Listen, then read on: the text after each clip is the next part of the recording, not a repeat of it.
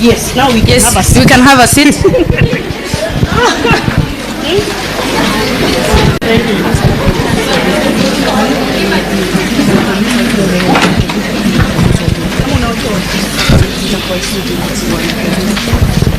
Waisie, Waisia, warembo warembo ODM ODM mko na energy kidogo. Are you okay? Are you okay? So good morning everyone. My name is Juliet Osundwa. I'll be your MC today. We are here to launch the Young Captains Initiative that is a wing under the ODM Women League, and we are very very happy you are here. So karibuni sana sana sana. Warembo We have 3 hashtags, ndio? Ya kwanza Young Captains, ya pili ODM Women League, ya tatu So keep tweeting, retweeting and pushing the hashtag. Karibu sana. Someone is saying at ESG na Sifuna. Seriously, seriously, we said the hashtags are Young Captains, alafu ya pili ODM Women League, ya tatu YC na Sifuna. And na, so that it doesn't look like YCN, none is small. No. Small letters, S, of course, jina mtu capital. Sindio? Sasa msituangushe. We have our chief guest. Mmemwona? Pia ni comrade. Comrade power. Comrade power. Hata mwenye amekaa kando yake on the left side pia ni comrade. Tulisema D-U-O-N. Comrade power. Comrade power. Hata mwenye amekaa on the left side, Madam President. Pia ni comrade power. Comrade power.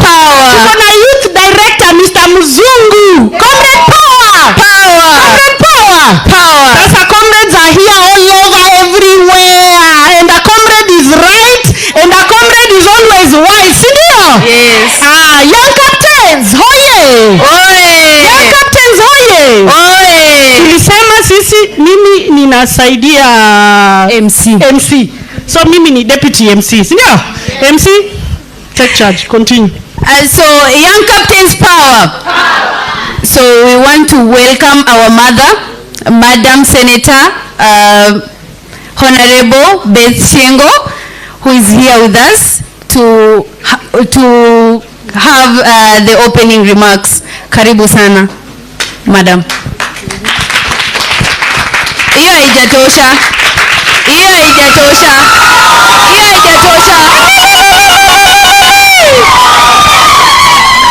Young Captains power. Young Captains power. Comrades power. ODM.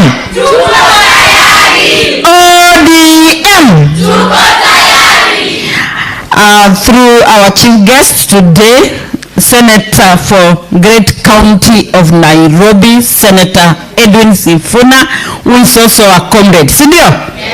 Yes. Mheshimiwa Chairman and Director Youth League. Naona wamama wangu hapa pia wa ODM. Kina mama hai. Young Captains.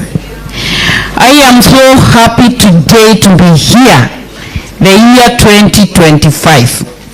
Before I say anything, allow me to introduce those who work with me at Women League Secretariat. Tafadhali naomba msimame kwa haraka sana ni wa introduce. Sitawapea hika kitu ya kuongea. This girl, young captain, yes. Anaitwa Melvin Mora. She is my personal assistant and doubles as the head of the Secretariat Women League. Nimesema muongei, time imeenda. Next is Mheshimiwa. Mutanifunga msipoongea. Sema jina yako, jisomee tafadhali. Young Captains Power. Young Captains Power. Kwa majina naitwa Lydia Ngaira from Kitengela. I work under Madam President in the ODM Women League Secretariat. Na yeye ndiye in charge of communications yote. Hata kusema haya sawa. Yeah, I'm in charge of communication, ODM Women League. Thank you so much. Comrades Power. Young Captains Power. Hamjambo. Kwa majina naitwa Melvin Mora, vile mmesikia, na chama inalipa. Si pia mimi nimepanda hapo juu kwa sababu ya hizi vitu zenye mmekuja kufanya na the host, si mmeita host, mmemwambia mko na maneno hivyo tu. Tulianza mbali na saizi unasikia mimi ndio PA, alafu pia mimi ndio head of the secretariat ODM Women League. Asante sana. Thank you Mora. Young Captains oye. Young Captains oye. Kwa majina naitwa Noro Kode. Mimi ukikuja hapa kwa ofisi anytime utanipata. Huyo ndiye ako kwa ofisi hapa ya Women League, na pia hataki kusema kwamba mimi ndiye yeye ndiye ana hapo katikati. Haya tuendelee. Young Captains hi. Young Captains hoye. My name is Perpetual Mponjiwa, aka Paps. Yeah, and the Young Captains Coordinator under the ODM Women League. Thank you so much. Thank you. Kusema wewe ni mheshimiwa Nairobi City County. Honorable. Thank you. Tuendelee. Young Captain hoye. Young Captain hoye. Kwa majina naitwa Mildred Obunga ama Mili, nafanya kwa ofisi ya Betsiengo, mimi ndio secretary na niko kwa ofisi ya Women League. Thank you Mili. Tuendelee. Yes. Vitu ikifanyika kwa Women League, that is the engine behind everything we do at ODM Women League. Yangu ni machache sana. Jambo la kwanza ni kualika our chief guest. Young Captains is a lobby group under Women League. And I'm very excited today to be here, 2025 July, to launch the chapter for 2025.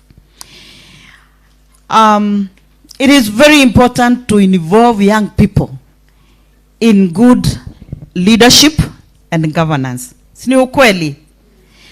You are going to be part of decision-making group or people or team in this country within the party of ODM. Naomba mmoja asimame, chief guest, aone vile nyuma tunasema. Ondoa nywele hiyo kidogo. Yes, naomba sisi wote tusome. To join ODM, dial *483*036#.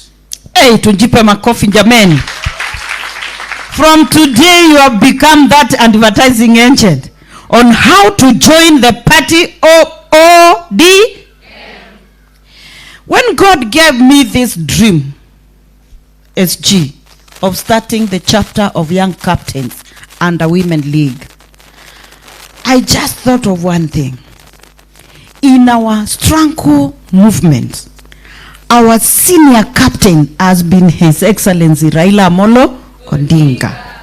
But he cannot be at every corner of the country at one moment. He will be where he is, but he needs other young captains under him. And that's how I came up with the title and the idea of young captains, to assist Baba to reach every corner of the world. But more so by the young people who are in universities and tertiary colleges. And that's how we came up with this idea. I thank God that we are moving and growing day by day. You know, when I sat here, I heard you say that you are here to network, right? Yeah? But you are here to get a platform where you can stand tall. Sijasema kitu? Sijasema kitu? Yani umepata platform mahali utasimama, you become a giant. Hello? And so I'm so happy that as a mother, I have young people to mentor, to work with, and to get chance for you to participate actively in party politics and in political processes. So, for me, I'm just a bridge. I bring you on board. I hand you over. Chairman, I'm handing over these leaders to you. SG, I'm handing over these leaders to you. As a mother, my work is only to give birth and I give birth and tuseme kwa nguvu, I give birth and that's all. Kwa hivyo niko hapa mimi nimewazaa nyinyi wote na wapeana. Na kesho nitaendelea kuzaa tena. Interestingly enough, I don't do family planning. Sawa.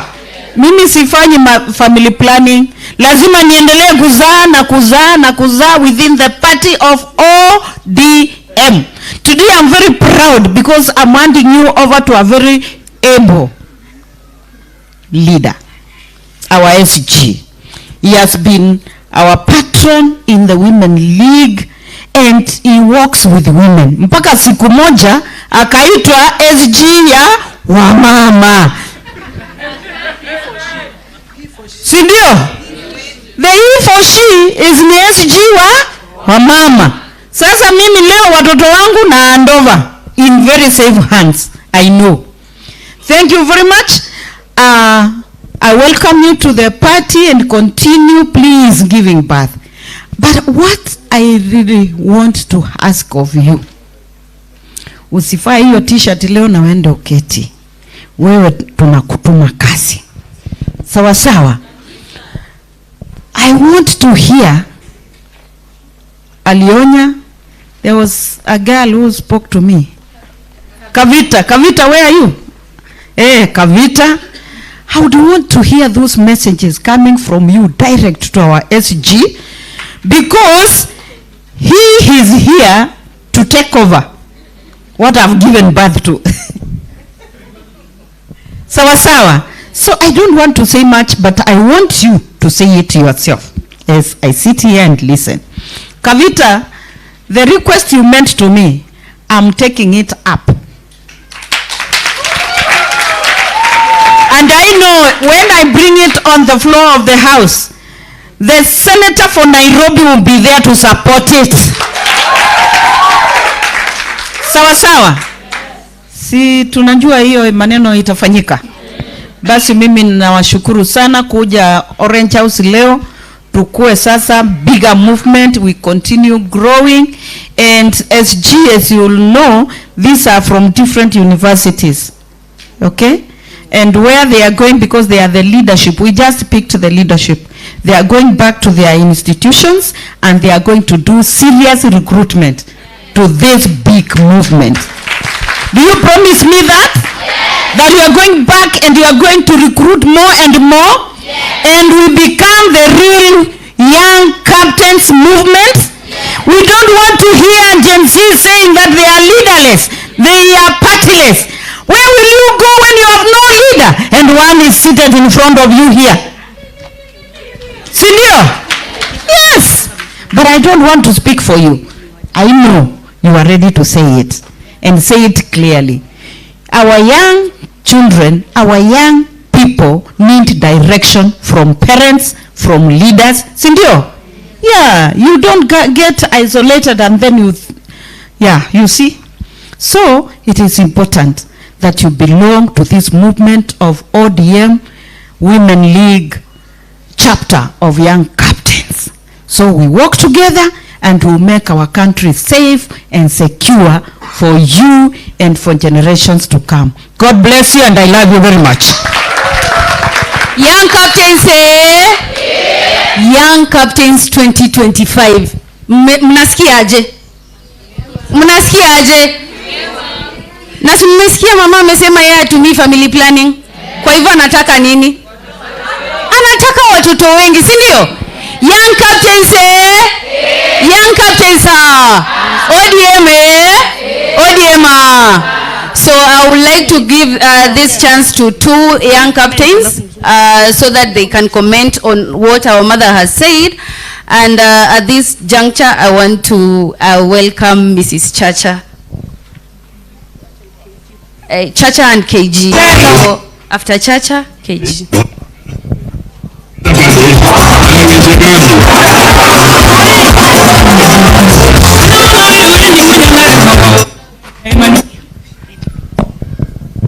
Good morning once more. My name is Esther Chacha and I'm a young captain since 2021, and I will not do a repetition of what Mheshimiwa Madam Beth has said. I'll just wish to say that Young Captain is a good platform and imetusaidia sana wengi wetu kupata a lot of opportunities and spaces. Na ningependa kuwashauri kwa when you are here, usione kwa ni kama unapoteza wakati wako. You are here for a purpose, you are not here by mistake. Na pia ninawashukuru nyote kwa kuchukua wakati wenu kwa kuja hapa leo, na tunavyoendelea kuzungumza tutajuana na tutajua mengi ambayo yataendelea hapa. Na pia Mheshimiwa Madam Beth na Mheshimiwa Perpetua, thank you for your endless opportunities that you've been giving to us, the young people. You've been giving us a voice instead of representing us. Thank you so much. Na Mungu awabariki. Asante. Mmesikia chama inalipa, si ndio? Ama hakuna mtu amesikia hiyo? Continue pushing the hashtag, si ndio? Tumesema ya kwanza ni ODM Women League, si ndio? Ya pili Young Captains. Ya tatu mbona hiyo mnaisema polepole?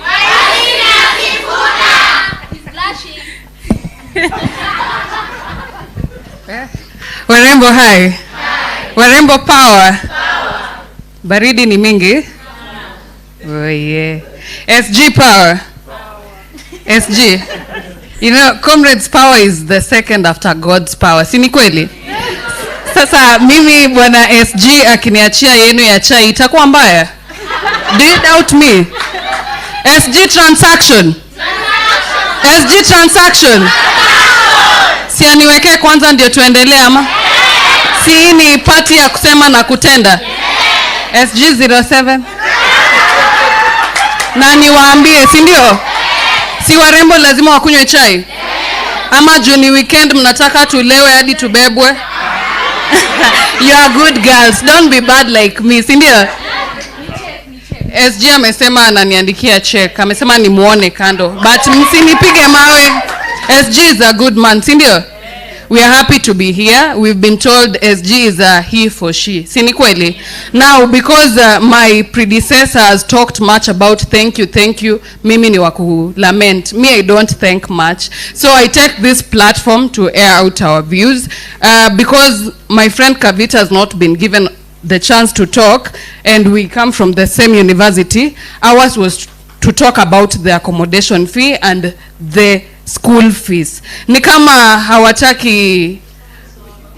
hawataki brains, matured brains hapa nje, si ni kweli? But SG is here to fight for us, and our mother, si ndio? Amesema yeye kazi ni kuzaa. But my worry is tukizaliwa wengi and the accommodation fee up there iko juu. Ni kweli tutasoma? Aya, accommodation fee is very high. Inamaanisha will opt for living outside the school residence. That puts this girl child who is vulnerable to a very risk of femicide. We'll be talking about end femicide, but what are the causes? Accommodation fee kiwa high. Mimi nipate chalia ni accommodate, nitakata. kesho tukikosana na yeye amwe kunimada. See, that is femicide case. Let's talk about reality. Anyway, in the due process, let me acknowledge Brenda. Brenda, say hi to the comrades. Smama too. She's my pretty friend, Brenda. Let me just acknowledge her. Sinikweli, we must be inclusive. Amaje Wahesh. So when they've said they're going to fight for the accommodation fee and school fees, situwapige makofi. Another thing, we've been told party inalipa. Ama ni mimi nilisikia zangu. I'm not money oriented. Si hata nyinyi mmesikia. A comrade must survive. So so lazima you work for the party. Si ni kweli? To whoever much is given.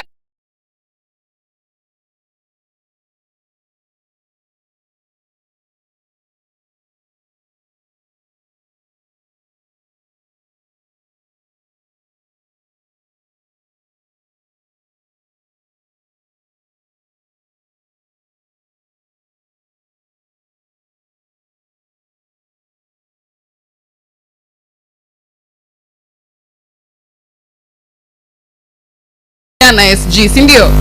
We cannot say we are leaderless, we are partyless, but at the end of the day, we need direction.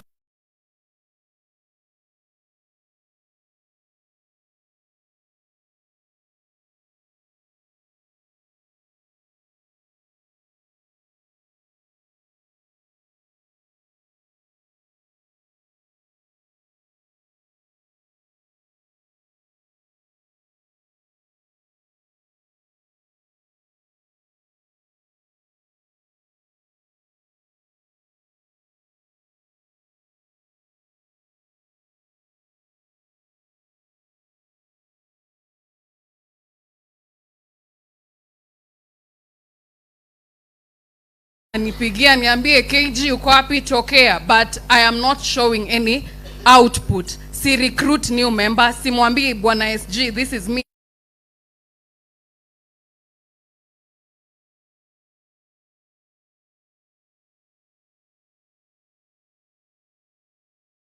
But at the end of the day, what I want to tell you, the policy that will be made in the house will affect you in one way or another. Right now, wakisema pads ni 100, utakata mattress utumie, sindio? You'll have to go and buy that pad. Kweli urongo. But at the end of the day, you'll go home and say, I'm not interested in politics, not knowing this policy that was made, it has affected you. Sini kweli? Yeah, so as we sit down here and network, open up your minds, and my request to our SG and our mother who has just incorporated this idea, when we talk about this, let's not leave our girls behind. Isikuwe tu mimi nilikuja na siku supportiwa. When it comes to opportunities, unasikia tu ni Kimberly alipewa, ni fulani alipewa, mbona we usipatiwe? Si ni kweli? But then usikae tu kungoja kupatiwa, belong somewhere. Simama, chukua mic, sema chenye unasema. It might not make sense to everyone, but to someone it will. Sindio? Nimeongea mingi? Tunaboeka? Niendelee kuinject? Oh, mnapenda dosage injections. Aya, so our SG here, as we continue this forum and our madam, when opportunities come, kindly muna to include, na sisi pia tukifika hapo, we don't disappoint you, we shine. Si unaona mimi mmenipea platform, nimeshine sija shine? Wacha tusikie, nimeshine sija shine? Umeshine. Si mnaona wameconfirm? Yeah, when you're given these opportunities, just do your very best. Si ni kweli? And then, let's say, hapa ndani, tukipata if a young girl akona idea na akulete kwa meza. Now you as a mother, but all of you are mothers, because I've heard is a he for she. Si ni kweli? Na nimefurahia sana. So, if you have an idea that you believe it's income generating, pitch your idea, talk to them, bring to the table, and they will support you. Si ni kweli? Ni kuinuana, ama? And remember, ODM is the largest party in Kenya. That is the mother party. Now that is the only party that has vibes and vibes. Nani hajafurahia?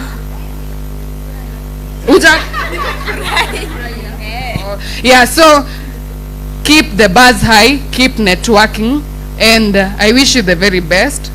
Let this day be as beautiful as all of us. Si ni ukweli? Niliona Letisha alisema mkuje kama mmepaka makeup. Naona mnafanya na confuse my gender, guys. That's so bad. But anyway, you look beautiful. Thank you so much. Please remember to network. Ni sawa? Thank you. Good time. Sema wisdom. Sema wisdom. Mtu mwenye hajasikia kitu ya maana hapo, sijui ako na shida ya masikio ama shida yake ni gani. So our youth president is here with us, Mr. Mark Ketora. Warembo mnalala ama ni baridi? Tulieni tu hivyo. Hii baridi siwaangaishe, sawa? So Thank you very much. Mimi ni mhubiri, ndio nasikia sauti inaendanga hivyo, si ndio? Mimi nikikaa hapa na he for she, our SG tunamuita super senator Edwin Sifuna. Si mnamwona? Amesema anasikia baridi. Kwa hivyo anataka asimame mchangamshe apate joto. Si ndio? Nimpe nafasi. Tuchangamke pamoja. Hata kama ni kuanguka nayo. Hata mimi mama yenu najaribu kuanguka nayo. Asante sana. Young captains hoye. Warembo hoye. Kwanza leo ni saa 2. Sasa jamaa wanapiga story mingi sana hapa. Nimesema wanipe tu hii mic tufunge hii program mapema, si ndio? Mimi ndio Sifuna. Mimi ndio Sifuna, si ndio? Nikiwa SG, katiba ya chama inasema mimi ndio head of the secretariat mahali tumekaa hapa. Kwa hivyo nataka nichukue fursa hii niwakaribishe rasmi hapa Chungwa House. Unaona vile inakaa. Kuna maproject bado najaribu kufanya. Hata hii nyumba tumepitisha juzi, tunataka tujenge makao makuu ambayo yanatoshana na chama kikubwa cha ODM. Hapa chini tulikuanga na nyasi, lakini sasa juu ya hii tent naona nyasi imeenda, so inatakana tufanye kitu hapa, si ndio? So mine is to welcome you here, and because we are here on a very auspicious day, we have lost one of the pioneer women leaders in this country, anaitwa Caesar, not Caesar, Phoebe Asio. I said Caesar because Caesar is the son and is my friend for a long time. So I wanted us to just stand up for 1 minute to observe a minute of silence in honor of this pioneering woman leader, Phoebe Asio, so that her soul may rest in eternal peace.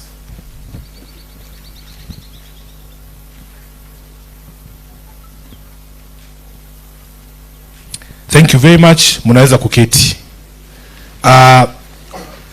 Mheshimiwa Beth, kwanza nikushukuru kwa sababu ya hii program ambayo ulianza I think a few years ago. I am a beneficiary ya Young Captains. Young Captains walinikampainia mimi 2022 na naonanga wakisema niko na deni yao, lakini nilikidhani nilikuwa nimelipa. Nilikuwa nimelipa deni jamani. Nini ilibaki? Hakuna. Nilikuwa tumemalizana. Kusema tu kweli. Lakini nataka niseme asanteni sana. One of the problems we have in politics ni kwamba when we hear women in politics, there is an age group. Hiyo age tu ya kina Martha Karua, kina Beth hawa, lakini warembo tu, young people wenye kujitokeza kuingia kwa siasa huwa hatuwaoni. And that is why I'm very proud, Beth, ya kwamba you came up with this program to involve young women in politics. I'm an alumnus of the University of Nairobi. And niko sure kuna wengine hata mlikuwa mjazaliwa hapa 2000. Kama ulikuwa umezaliwa 2000, inua mkono. Hakuna. Sasa 2001 mimi nimeingia University of Nairobi. We were at the cusp of very serious change. Sisi tulizaliwa chini ya Moi. Mimi nilizaliwa 1982. Mimi ni mzee. 1982 ndio sasa Moi alikuwa ameamua kaende sana. Mambo iliharibika. So imagine mimi nimezaliwa nimejua president mmoja. The first time nimepata kura ni 2002. Sasa nilikuwa I think 20. Yeah, I was 20 in 2002. This is the first time tunapata sasa ability ya kujinvolve kwa siasa. Sisi ndio tulikuwa wale vijana tulikuwa tunaenda Uhuru Park kuimba yote yawezekana bila Moi. Juu tulikuwa tumeishi na uoga maisha yetu wote. Tulikuwaga home, umekaa tu hivi umetulia na fathe na madhe hapo, akisikia sauti ya Land Rover. Polisi walikuwa wanatumianga Land Rover hizo siku. Akisikia sauti ya Land Rover, unaona baba yako mtu mzima anakimbia anaenda kujificha kwa miwa. And hata saa hizo conversations tuko nazo, mimi niko sure mkialawiwa tu mseme vile mnataka. Ile kitu watu wanataka ni serikali toke kwa maisha yao. Watu wanataka kuishi maisha yao, tuwapige sherehe, kama ni sherehe unapiga upige. Mtu asikuambie kitu utakunywa, utakula, venye utaamka saa ngapi, si maisha ni yako. So hata sisi as young people we were there and we said the first time nilipata kura hivi, kazi yangu ilikuwa kupeleka mtu nyumbani, because I could not fathom a situation where I continue living in fear the way my parents used to live. So we were the ones in the queues in 2002 tukisema tunaenda kuangusha mtu. We wanted to get rid of KANU and we succeeded. And after that election, I'm telling you, Kenya mzima watu walikuwa wanajisikia ni kama ni wa Kenya. Tulikuwa tunashika makarau, tukiona anachukua bribe tunamshika. Wale karau tulikuwa tunaogopa. That's what I'm telling you. When a country changes, kila mtu anaisikia, si ndio? So hata saa hii kuna conversations ngumu sana zinaendelea hii Kenya. Na mdosi wangu Jacob alisema we need an intergenerational conversation, kwa sababu hakuna mtu ana understand ile kitu nyinyi mnapitia kuwashinda. Mtu mzee ako 90 anataka kukuambia vile wewe mwenye uko 20 unafaa upange maisha yako. Kuna mzee mwingine haiwezekani, si ndio? Mimi saa hii kuna mzee nilisikia akisema, we imagine jamaa alizaliwa huko 1960. Amepiga sherehe hii town, amepeleka watoto wake Nairobi National Park, amepeleka mpaka wajukuu wake. Sasa amefika sijui 90, anatuambia hiyo park tufunge tujenge building, apartment. Kama nani? Nimesema ukifika miaka fulani, unajua Bible imetupatia 70 years peke yake, si ndio? Ukifika 50 usianze kutuambia mipango ya 20 years to go, si ndio? Wacha watoi watuambia wataki hiyo park. My daughter is 8 years old. Nampea mic aniambie kama tunaweza jenga apartments ndani ya Nairobi National Park ama nataka kuona wanyama, si ndio? Wewe uliona wanyama, watoto wako wakaona, wajukuu wako wameona, sasa hilo unaenda kukufa. Unatuambia ati tutoe wanyama tupeleke Kajiado. Inawezekana? So mahali imefika, you young people are the ones who are supposed to take this mic. You are the ones who are supposed to tell us where you want this country to go. Hii mambo ya wazae kutuambia, hata mimi mahali nimefika, I'm 43 years old. Kuna vitu sasa saa hii sifai kuwa nazungumzia. Kuna vitu sifai kuwa nazungumzia, na wapangiaje vitu ati una sign contract yenye ita last 30 years ya nini ya airport kwa mfano. Na wewe hautakuwa, sasa ile vitu itaumana, hautakuwa hapo kuexplain hiki kitu iliendaje, si ndio? That's why I'm telling you, you young people, msiogope na mtu asiwatishe. You see, the political class has succeeded in doing one thing, making people scared of joining politics. Watakwambia, sijui unahitaji pesa, sijui mamilioni ngapi. Mimi kama senator wa Nairobi, ukifikiria nilitumia pesa ngapi ndio nikuwe senator? Wanatisha watu sana. But relationships are more important. Kama singekuwa na young captains kunisupport, hata kudistribute tu nini zako, na hakuna kitu nilikuwa nawalipa. Relationships are more valuable than money. Mtu asikutisha kuambia unahitaji sijui 100 million kukua senator ama governor. Hiyo ni uongo. Mimi kampeni yangu haijafika 10M. Haijawahi fika. Na nilikuwa na mabillboards huku mingi, watu wanafikiria mimi ni tajiri, lakini it's because of those relationships. Those people who own those billboards are my friends. So they will give you things for free. Hii t-shirt vile umevaa hivi una advertise chama, si lazima ulipwe. It's because of a relationship we have as young people. And I want you people, unajua what I need you guys to understand is that the young generation has succeeded in striking the fear of God in the entire political class. Saa hii ndio kusema. Saa hii ndio kusema. Na nataka museme. Mtasema ama mtasema? Nataka museme. Because hawa watu saa hii time yetu imeisha. Time yetu imeisha. Saa hii mkiamua mnataka president mwenye ako 20 years, mnaweza muingiza kwa hiyo kiti. I tell people the story. All of us as political leaders, IEBC kimaliza tu registration hivi, vyama zote including ODM zinanunuanga register ya IEBC. Do you know why we buy that register? We want to see who those people are. Na ukinunua hiyo register alafu ukute tu ni wale wa mama wanafunganga vitambaa za women guild wakienda church. Nao SDA wenye sahi wako church. Those are people who every politician understands. Au tunawajua. Tunajua ni nini wanatakanga. Lakini ukinunua register, unaangalia, unaona tu ni hao watu wamevaa madredi. Mabadis wamejaa kwa register. Hapo kila mtu anaingia baridi because these people don't understand you. They don't know you. They don't know what you're about. Hawajui vile watakuingiza box. Every generation iko na struggle yake. Sisi tulifight yetu. Unajua kuna wajinga nasikianga wanatuambia atukikuja maandamano tunataka ukuje na mtoto wako. My daughter is 8 years old. Sikuji na yeye lakini nitakuwa hapo mimi mwenyewe. It is my fight now. She will have things to fight over her generation. When our fathers were fighting for multi-party democracy, I was 12 years. There's no way I was going to maandamano. But can you imagine, the most saddening thing is that we are still fighting for the same things zenye baba zetu walikuwa na fight for. It is the most annoying thing. Every generation should be released to find their own causes. We can't be fighting for the same things that we fought over. Ati ukiongea unashikwa. What sort of rubbish is that? So me, I want to encourage you. You guys, you define the character of this country. Mtu asikuambie kitu bana. Mtu asikuambie kitu. You are the ones, musitishwe. You are the ones who are going to define this election. Hii election inakuja. Mimi ningependa sana mujitokeze kwa wingi. Mujitokeze kwa wingi na msimame viti. Vile umesikia hapa Mheshimiwa Beth akisema I am the patron ya program inaitwa He for She. We decided here in ODM that the women agenda will only succeed if it's supported by men, because men have been the biggest impediment for the success of women. So what we do is we try and encourage women to come up through the ranks. Last time we were very fortunate, Beth, tukapata sponsorship ya Westminster Foundation. I have a friend in London, she's called Adele, very good friend of mine. She gave us support. You see, there are obstacles that have been put in the place of young people to be able to join politics, to ascend to power.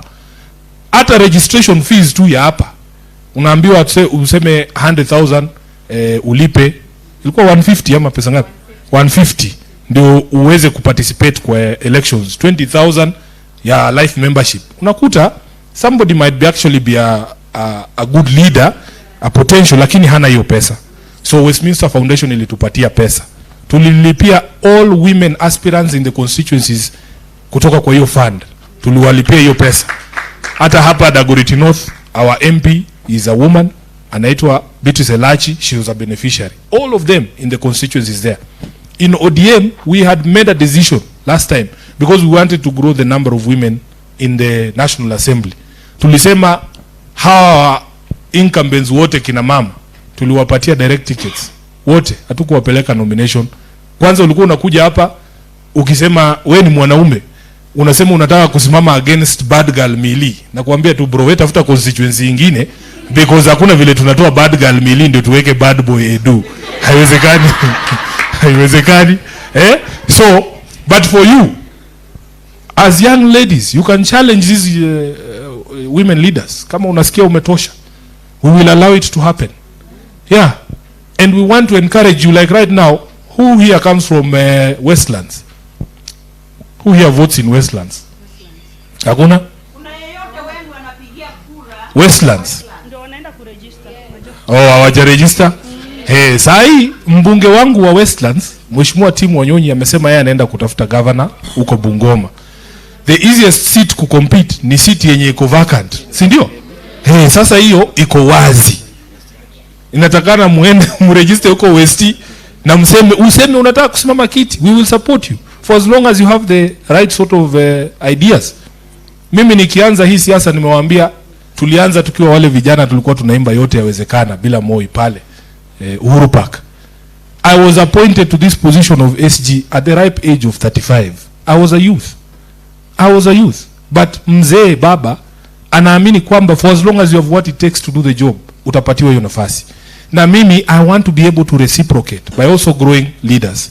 In this country what we need is a critical mass of good people. I can tell you.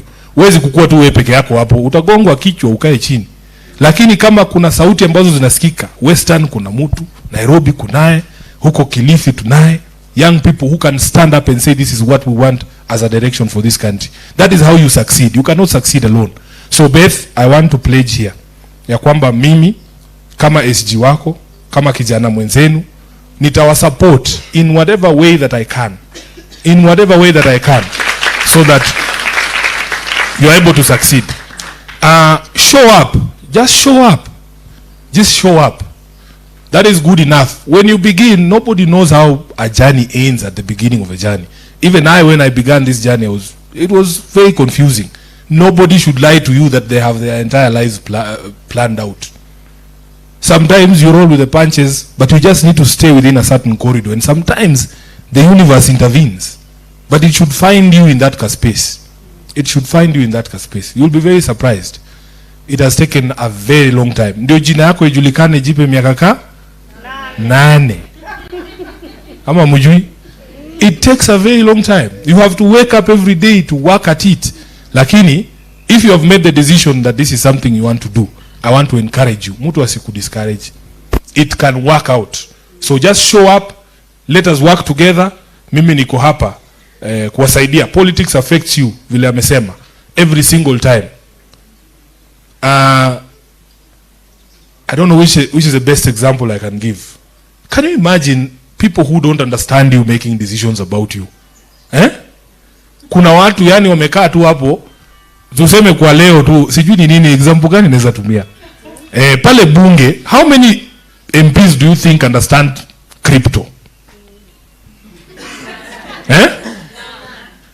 Yeah, so you can imagine bill imekuja pale ya kudiscuss crypto. Wale jamaa wamekaa pale hawana idea hii crypto ni nini, lakini yeye ndiye atavote. Sasa si ni afadhali tungeleta watu wanajua crypto hapo ndani. So wale watu wanajua crypto wamekataa kuingia bunge. Unaona? Decisions are being made by people who don't understand what is going on. And yet the people who understand what is happening actually hawataki kuparticipate. Now, you cannot know everything. That is a given. But we want leaders who can admit that they don't know everything. That you can teach me. If we are talking about intergenerational discussions, can we allow those generations to speak? Yeah, let them speak. Kila mtu ako na fight yake. Nilikuwa Our Lady of Mercy secondary school. Watoi nyinyi mnaongea vitu serious. Sasa kutoka wananiambia Sifuna, sisi tunataka uende Senate, uwaambie tunataka kushukwa nywele. Hiyo ndio issue yao. Na ni issue serious pale kwa hiyo shule, ina affect mpaka performance. Mademu wanataka washukwe. Hiyo tu. Sasa wewe unakuja hapo na kimbelembele yako na ujeuri yako, unafikiria wewe ndio unajua chenye hawa watu wanataka. Hapana. Saa hii tunataka watu wasikizane. Hii mambo ya wadosi na watu wazee kutuambia vile tutafanya lazima ishe. Saa hii tunataka pia watusikize. Na mimi I am prepared to be that leader mwenye atawasikiza. Na hatutajudge issues za watu. Hatutajudge issues za watu. Mimi nikiwa kampo tulikuwa tunalipa 6,000 hiyo accommodation ya semester mzima. Nimeona juzi imefika 40k. Nimeona imefika 42,000, hata nilishtuka sana. My entire life at the university nilikuwa nalipa 17,000 school fees per year. Times 4 years, it is less than 80,000. Saa hii hiyo 80,000 hata itoshi semester moja. So when we talk about intergenerational equity, we are doing something very wrong. Sisi we were privileged that we were able to be subsidized in education. Tulikuwa tunapewa help na ilikuwa inakuja on time. Ikichelewa kidogo, of course maandamano kidogo, tear gas, pesa inaingia kwa account. Lakini we are denying that same opportunity to the generations that are behind us. And those are the conversations we want to have and we must have.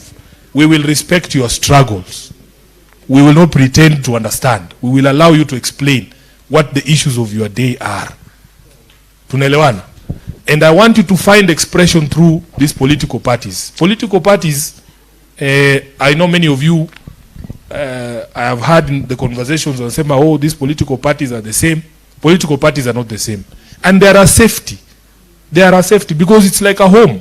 Mimi nikishikwa leo najua ODM mzima itakuja kunitoa.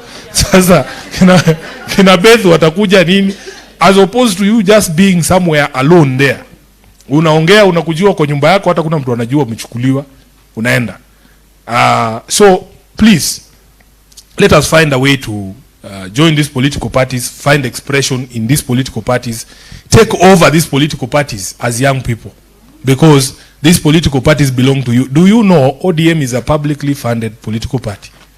Your taxes helped us to buy this place. This headquarters is run by taxpayer money. So it is your property. It is your property. Why would you say you don't want to join political parties and you're the ones funding them? Join them and take them over. Take them over. So I am very pleased this morning to be with you. Na nataka niwa encourage ya kwamba ukianza kitu yote na kaanga, the beginning is usually very difficult. But we want to open our doors as a political party to young people. Let us have these conversations. Hapa kuna mtu atakujaji. Na muongee bana. You know me, it's usually very frustrating. In private watu wanasema vitu. Mtu atakuja kuambia hii na hii haiko sawa hii na. Lakini ukimpea mic anaogopa. Unaogopa nini?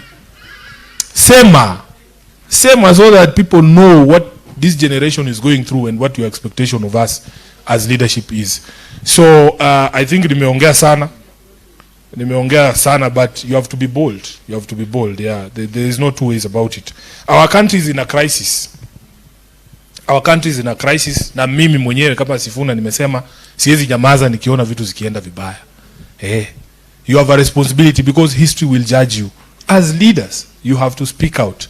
The country is in a bad place.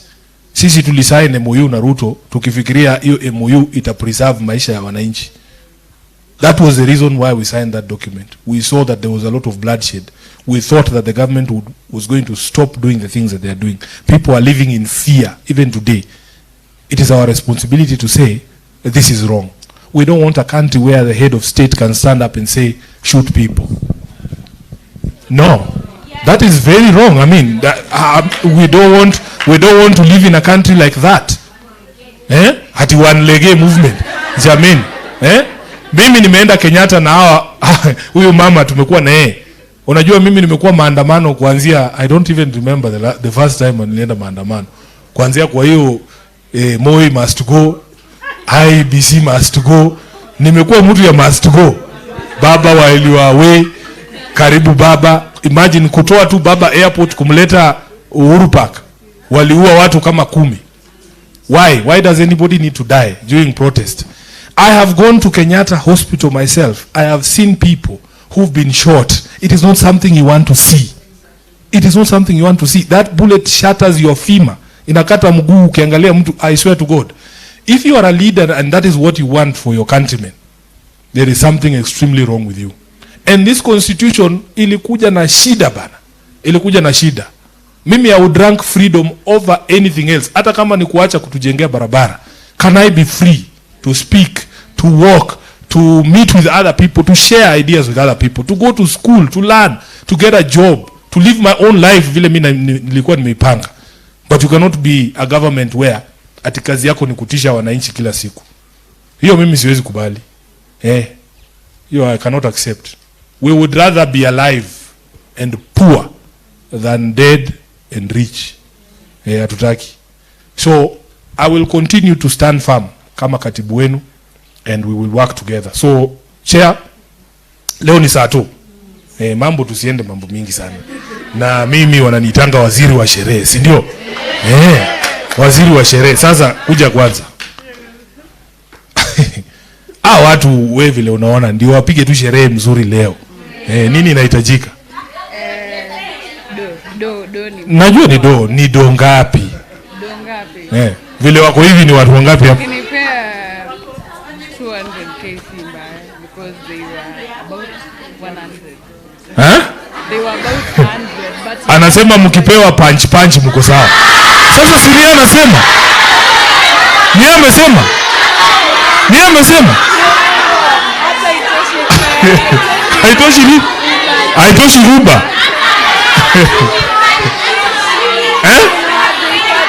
Ati haitoshi vya kwani ulitoka Ruaka? Simesema ni wa UN. Simesema ni wewe.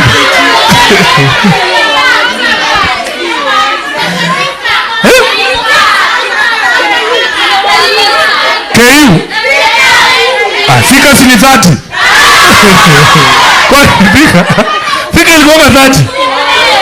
So, kuna viongozi hapa nataka tu wawasalimie, but most importantly we want to listen to you. After what I have told you, do you people have things to say? Do you have things to say? Now, somebody spoke about platform. I can tell you from experience, ODM party is the biggest political platform there is. And as SG of ODM, it is the biggest political platform anywhere in Eastern Central Africa. Naweza kuambia ukweli. Right now we are live. Everybody in the country is watching us. Do you have things to say, you people? Ebu nione by a show of hands, people who have things to say. There are only 3. You guys have things to say. You should say them when the leadership is here. So I want to introduce to you 2 people, and then we will sit down. We will give you maybe another 30 minutes to tell us things, to speak to the country. If you have questions to ask about me, about the party, about the leadership of the party, about where we stand, about the plans for the party, we will be more than welcome to say. So Musungu, this gentleman here is called Benson Musungu. He is a coordinator for the youth leagues. We have the youth league, we have the women league, we have the ODM disability league, and he sits here to coordinate the activities. Let him say hi. Can I have the other mic, please? Thank you very much. 1 minute. Comrades power. Young captains power. Mko sawa? Get out and organize. Sawa sawa. If you can get something from this meeting is get out and organize. Whenever you get out, things happen. I remember 2012 to 2013. Hata sikuwa tuko tunajuana vizuri, but we could go out tutokelezea na ID with kina Babu na Mamba, kina Charles. We go to Budalangi huko, tunaenda Bungoma, tunaenda kila mahali kutafuta ID, kuregister ID na nini. And that time Sifuna was around 30 years and I was mid to 20s up. I was very, very young, you know. And that is what made him. Akasimama huko nini Kandui, akashikwa mkono hivi, lakini haikuweza. Kura haikutosha, si ndio? But immediately somebody knew Sifuna is somewhere, si ndio? He came here and he became senator. Na kura mingi lakini pia haikutosha. Lakini naambia kwa wapi? I'll tell you, he's one of the most popular people right now, young people in this party that everybody is looking at and saying Sifuna anasema aje. Unaelewa? Kila mahali nikienda bana protect Sifuna. Sifuna ako sawa. Anaprotectiwa aje, si ndio? So keep it up, SG. Asante. And even me, I became to be known by ODM because of getting out. We were the people who agitated for NYC. I was 22 years. Na sisi tukaleta vijana karibu 4,000 Harambee, tukafungia Kibaki na nikasoma hiyo mkataba on behalf of the young people. And that is where Raila saw me. Tukajiona na baba namba ndio hiyo. Sisi ndio hao tukaleta vijana wote ODM, si ndio? Na tukapanga kazi.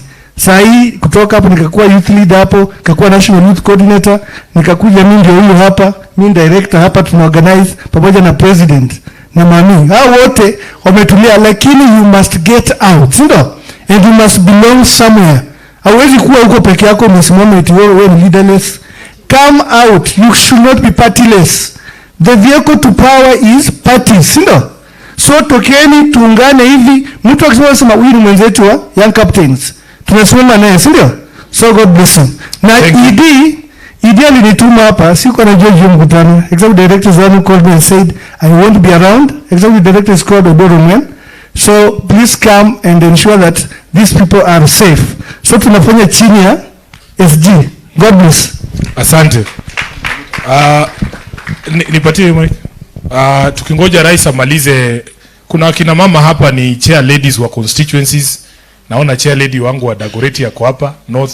Just say your name and your constituency so that these young ladies can know you. Warembo hai. Warembo tialala. Kwa majina naitwa Josephine Okwero Mwenya. Mimi ndio mwenyekiti wa wamama mali penye tuko hapa Dagoretti North. Asante. Mimi ni coordinator wa Edwin Sifuna, senator wa Nairobi. Ndio kwa maana niko hapa. Asante. Haya. Kasarani. Warembo hai. Kweli nyinyi ni warembo. Nimefurahi. Kwa majina naitwa Mary Mbogo, Chair Lady Kasarani. So umesikia naitwa nani? Kwa hivyo sisi wasichana tuna mpaka, si ndio? Kuna msichana kuna mpaka? Ukienda Amerika si unatupata? Sasa tukienda Bungoma tunapatikana huko? Warembo hai. Asante. Hapo nyuma. Captains hi. Comrades hoi.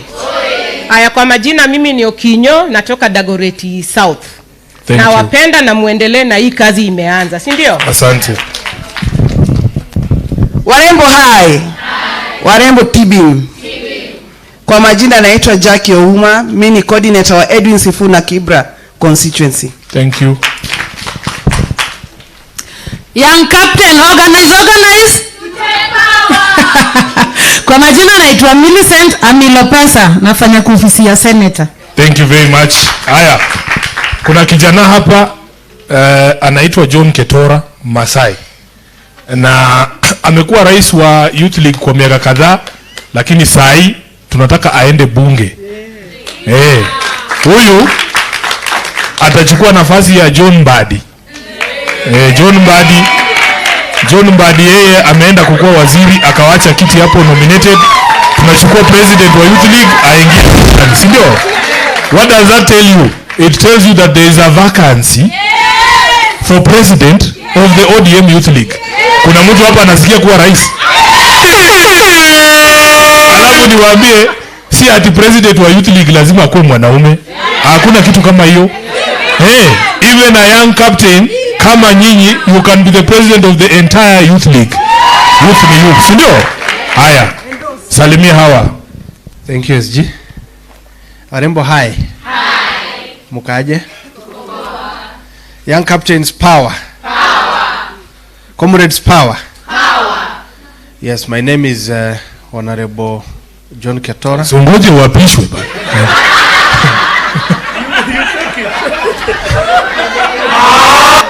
There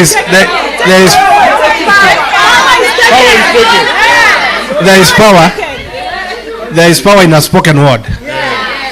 SG, I want to really humbly thank you because you have been a hallmark in establishing the youth movement within the ingrains of ODM party. You have really fostered cooperation between the structures, especially of the young people, and you have given us enough space.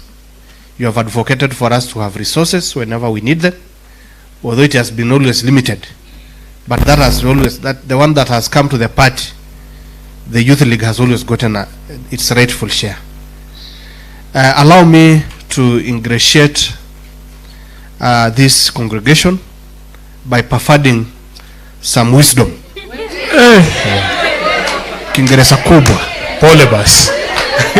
So Martin Luther King Jr. said in a statement,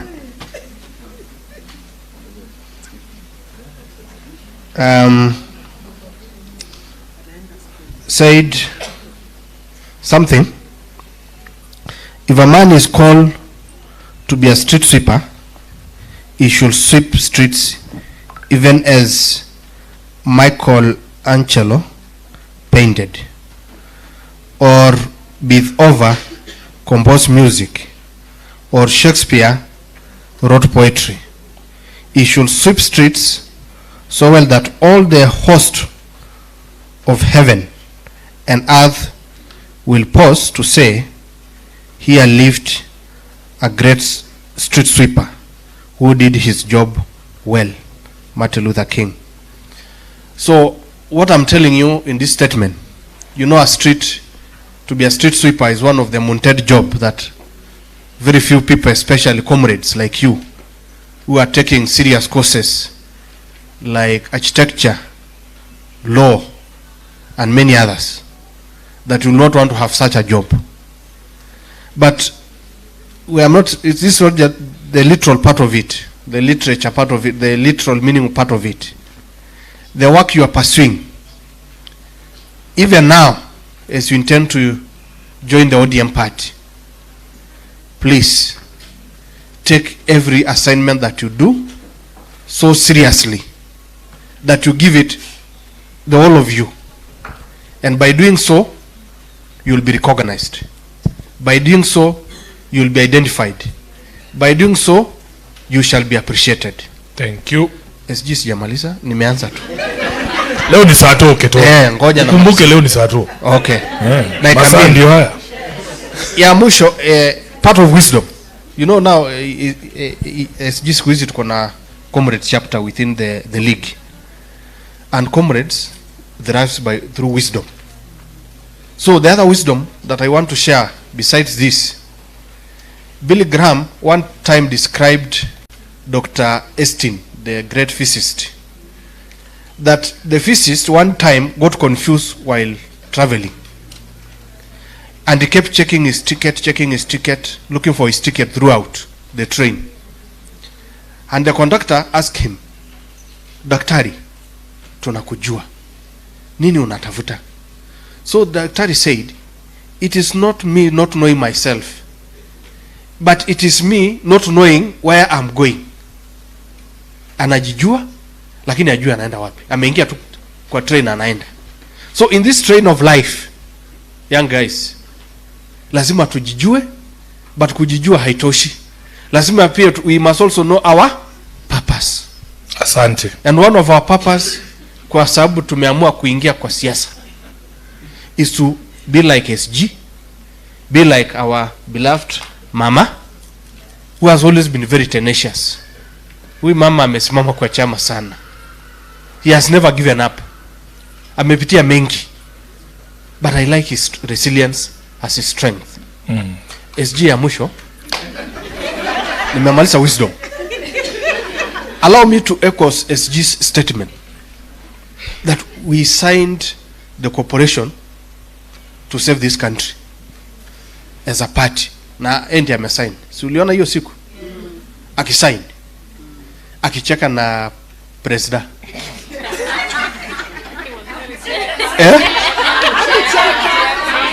Akucheka kweli. Alikuwa serious ndio? Body language was. Okay. We are not regretting, and I'm very sure that he's also not regretting, because he knows the plan that he has for this party. We only say there are some areas that needs to be corrected, and when SG says, they condemn him. Bwana President, Rais wa nchi, one of the things that you must correct going forward, no killing of our young people. No maiming of our young people. Ukipiga mtu risasi, unajua risasi, kwanza risasi. Mimi I broke my left leg 3 years ago. Kuvunja tu, that leg has never been back to its normal place. Imagine kama hiyo ingekuwa ni risasi. Will I be having that leg again? No. So what we are saying, Bwana President, we don't entertain killing our people, injuring these people. What we need is what Baba said. Intergenerational, national intergenerational conclave. We need to talk so that they get to be heard. And once they are heard, their voice, what they say must be implemented. Asante. Ya mwisho. Ketora. I want these young ladies to be on the news live at 1. You see, they have already set up for us there. We are going to speak to the country, so please, 1 minute, please. Tafadhalini, register yourself as a member of ODM. Hiyo mmeshafanya? Also muingie youth league. Alafu make sure you are also a voter. Thank you. And make sure you are a voter within the city. Thank you. Na hapa kuna ward inaitwa Kileleshwa, kuna ward hapa Westlands. Ingia hapo. SG ya mwisho. Warembo wetu. Ukiandika list ya Nairobi ya nomination list, SG please have at least 4 of them in that list. Asante sana. Haya, wa mwisho ni Mheshimiwa MP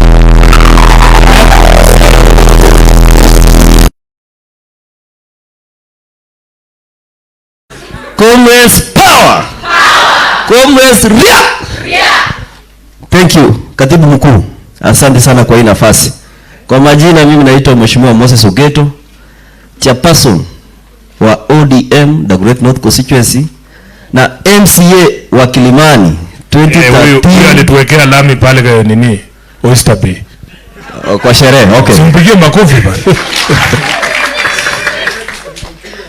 The way me myself was a comrade in 2010, I graduated in 2014. I became an MCA at the age of, I was the youngest MCA in Kenya, courtesy of the party ODM. So it's possible. You know, comrades, you know, we have our rules. Rule number 1, a comrade is always right. Rule number 2, a comrade will never be wrong. Rule number 3 is refer to 1. Rule number 1 all, 2 above, right? Now you are in the right party. Comrades here. So, and again, young girl, I said here, you only respect 2 powers. God's power and comrades power. Only that. So, what I want to welcome you to Orange House, and to be specifically here in Kilimani. What I can assure you, we'll walk this journey together.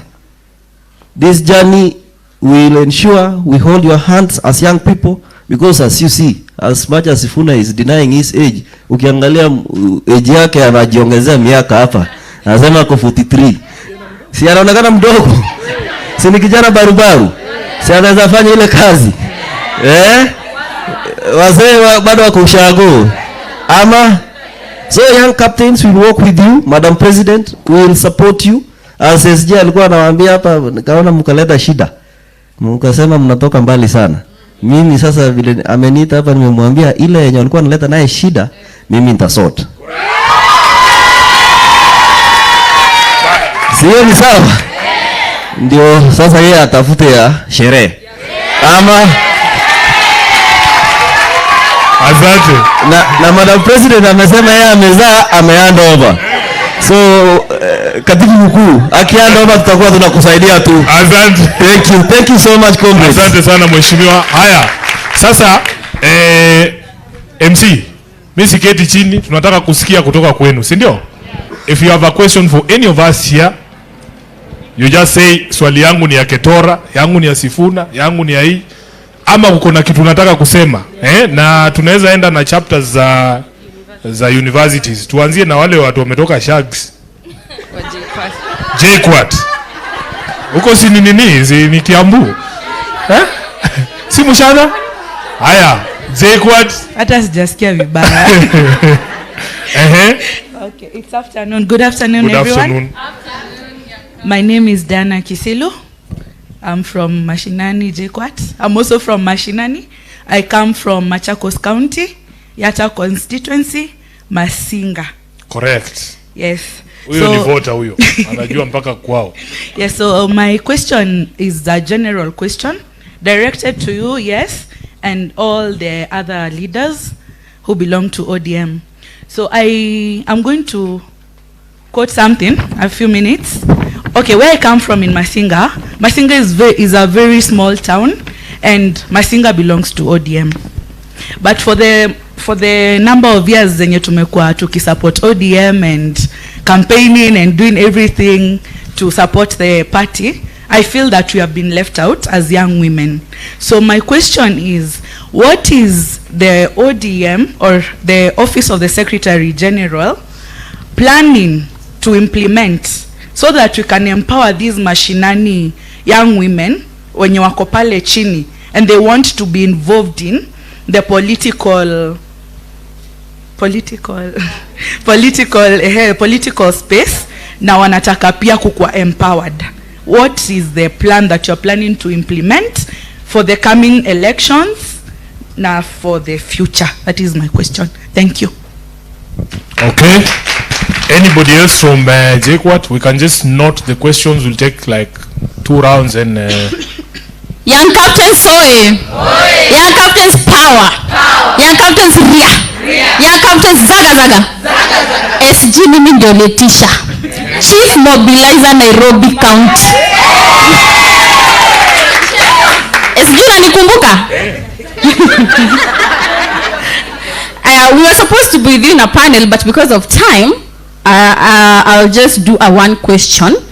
Yeah, especially regarding young captains. Yeah. Nimesahau wengine. Mimi ndo SG young captains. Sipole bas. What role can the young captains lobby group play in promoting youth empowerment and leadership? Sisi kama young captains, una expect tufanye nini ndio to promote youth empowerment? Sisi wote ni mayanga, sisi ni majenzi. Lakini si wote tukitoka hapa tumamua sisi ni OD. Tukitoka hapa sisi hatuko partyless, ndio? So role gani una expect tufanye ndio tuongeze numbers 2027?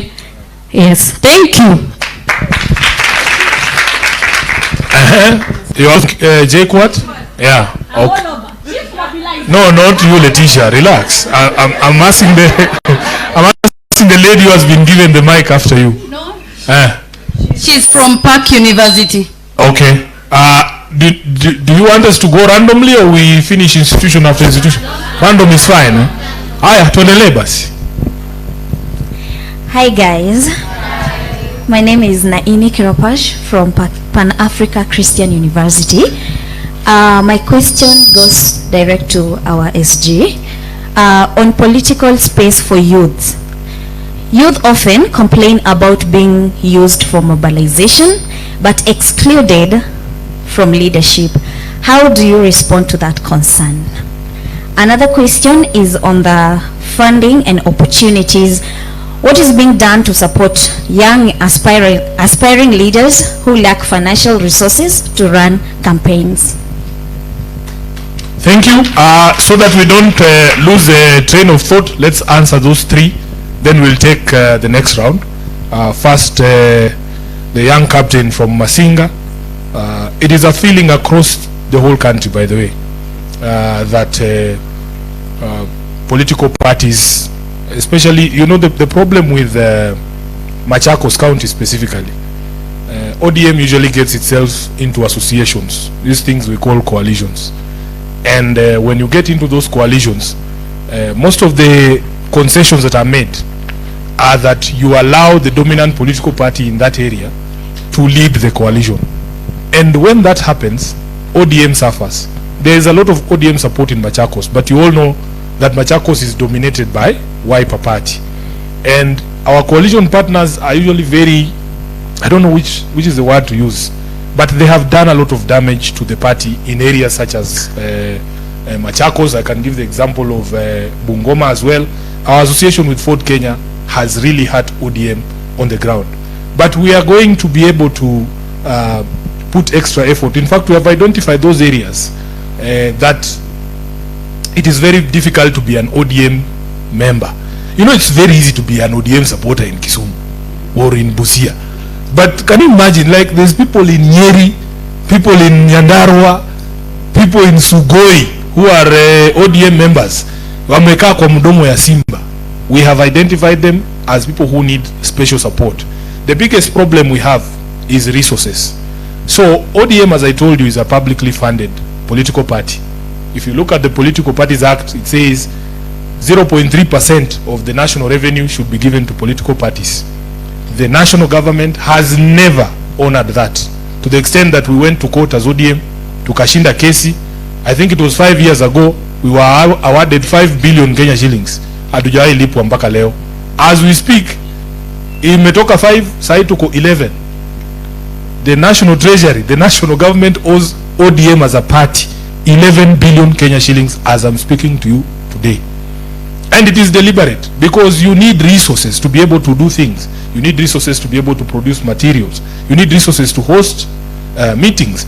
And the way you grow a political party is regular grassroots engagements. I should be able to come to Masinga and hold meetings there.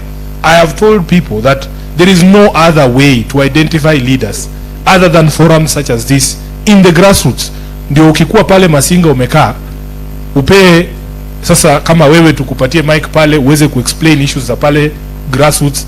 When people are sitting here in Nairobi at the headquarters and they're asking themselves, we have this nomination slot and we want to give somebody from Machakos, who can we give? They will remember the person who spoke at that meeting in Masinga. That is how leaders are identified. You have been told here the story of Benson Musungu. It takes only one opportunity for you to catch people's eyes, and the eyes of the people that matter, who can be able to say, we want that young lady who spoke that day on the day when we were having a meeting with young captains. So I accept, I agree. We are very strained financially because of the things that I have told you. Wamekataa na pesa yetu. But we said we will not be crippled because we know they are doing it deliberately so that they cripple the activities of the party. We are doing our best. I want to assure you, especially because now when we get into August of this year, we will only be left with 2 years to the elections. We need to start our preparations for the elections in 2027. We need to start identifying candidates for various slots in the MCS seats and so on and so forth. But ODM has tried. I can tell you ODM has tried. In the last election, and to just tie it with, I think you said your name is Naim, your question, that young people are used for mobilization and left behind. If I read to you the people who were nominated by ODM, young people, and they are sitting in the National Assembly and in the Senate, young people who I saw coming to mobilization meetings such as this.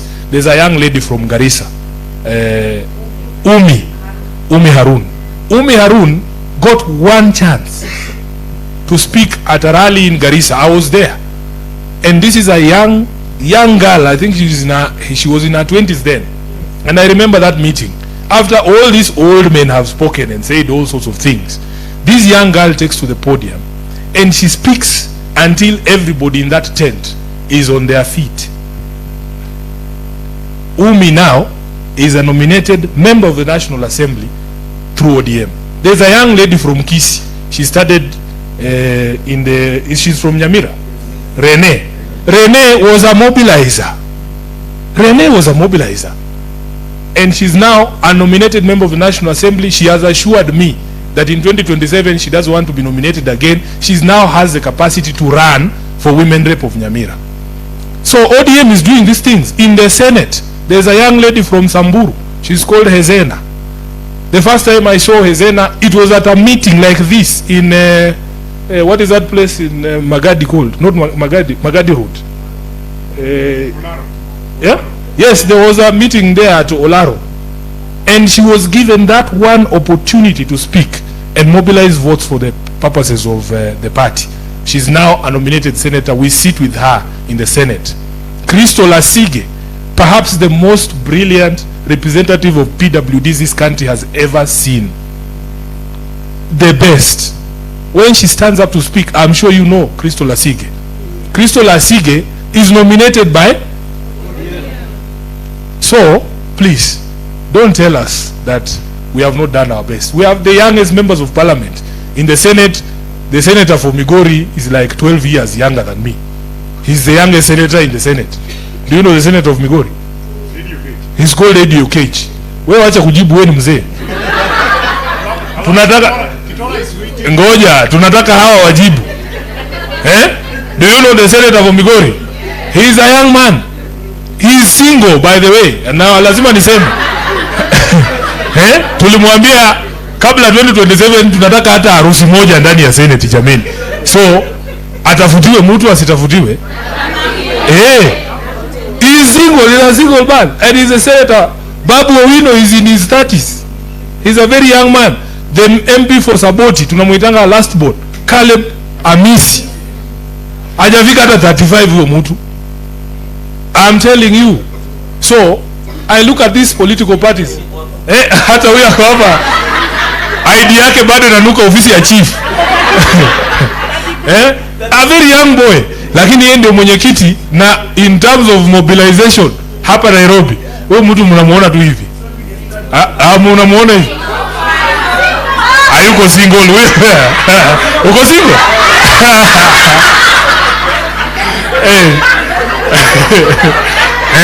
Haya. Ketora ndio huyu amekuwa president wa Youth League hii time yote. Sasa anaenda kukua member of the National Assembly. Kuanzia hii mwezi inakuja atakuwa ndani. Huyu Beth Siengo has been the president of the Women League for years, mobilizing votes for purposes of the party. Now she's in the Senate as a senator. So please, you just make your contribution. So I want to assure you that this political party, I have seen people who have made contribution. They have always been rewarded. There's a lot of propaganda out there, but I have living testimonies. I told you my own story. When I became SG in 2018, I was 35 years. And many people were saying, these young people wakipewa kazi wanaharibu. There was a time Uhuru was the president, akachagua the former vice president ule wa Busia, Mudi Awori, akamweka sijui kiti gani, watu wakaanza kupiga kelele. Uhuru akasema, nyinyi vijana shida yenu ni mkipewa kazi mnaharibu. When I was sworn in as SG of ODM, I said I will do this job in such a way that hata nikimaliza term yangu wakileta kijana mwingine watu wasiseme ati vijana wanaharibu kazi. And you will judge me yourselves. History will judge whether I've done a good job as SG. But usiharibie vijana wenzako nini sifa. So when you are there, just know that the whole world is judging your entire generation from the behavior of one person.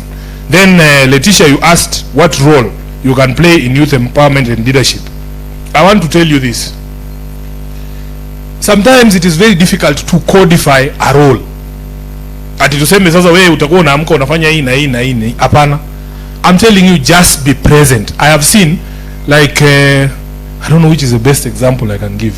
When we're having party events, you know, don't be embarrassed or scared or I don't know which is the word to use, to start from the very bottom. I can tell you, just to be in that space, can open doors that you never imagined. I remember when I started looking for Raila, I had just been admitted as an advocate. I'm a lawyer. So we said we want to be lawyers for the party for free. And when you are a lawyer for ODM, especially when ODM was ODM, there is a lot of work. Kazi yangu ilikuwa kutoa watu kotini na cash bail. Unaona hii kazi babu wanafanya saa hii? That was me like 10 years ago. Watu wetu walikuwa wanashikwa kila siku. Unaambiwa Sifuna, leo uko Limuru, kuna vijana 10 huko. Kesho uko Machakos Law Court. Namna hiyo tu. You contribute in the way that you can, using your skills that you have. Just make yourself available. When Beth calls you, or if we ask here now, we want help drafting something, are there legal students or lawyers that can help us do this? Hata kubeba tu briefcase ya Millie Odhiambo. Wewe unaona ni kitu mbaya? Mimi tu kuna siku nilikuwa kazi yangu ni kubeba tu briefcase ya Orengo. Wewe unajua bana venye unasikia uko hapo kwa news pia wewe unafanya tu hivi kichwa. I'm telling you the truth. Ile time ati tulikuwa tunafanya kesi ya Weta. Sasa ile Weta alikuwa anatolewa kwa voters register. Wewe kazi yako tu ni kuandikia nini hapo Orengo notes unamtumia. Do you know how you feel? It's a privilege. Kabla ufike pale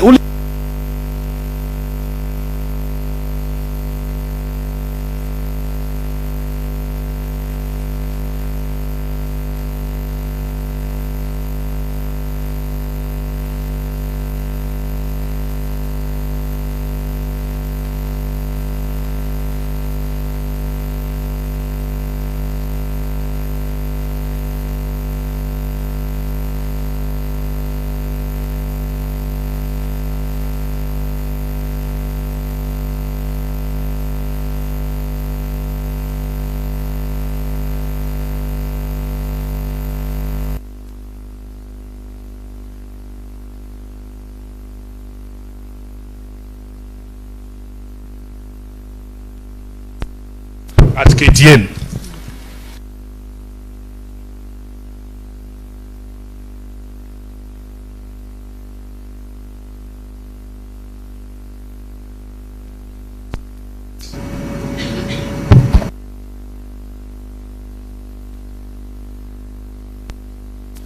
We have a panel discussion.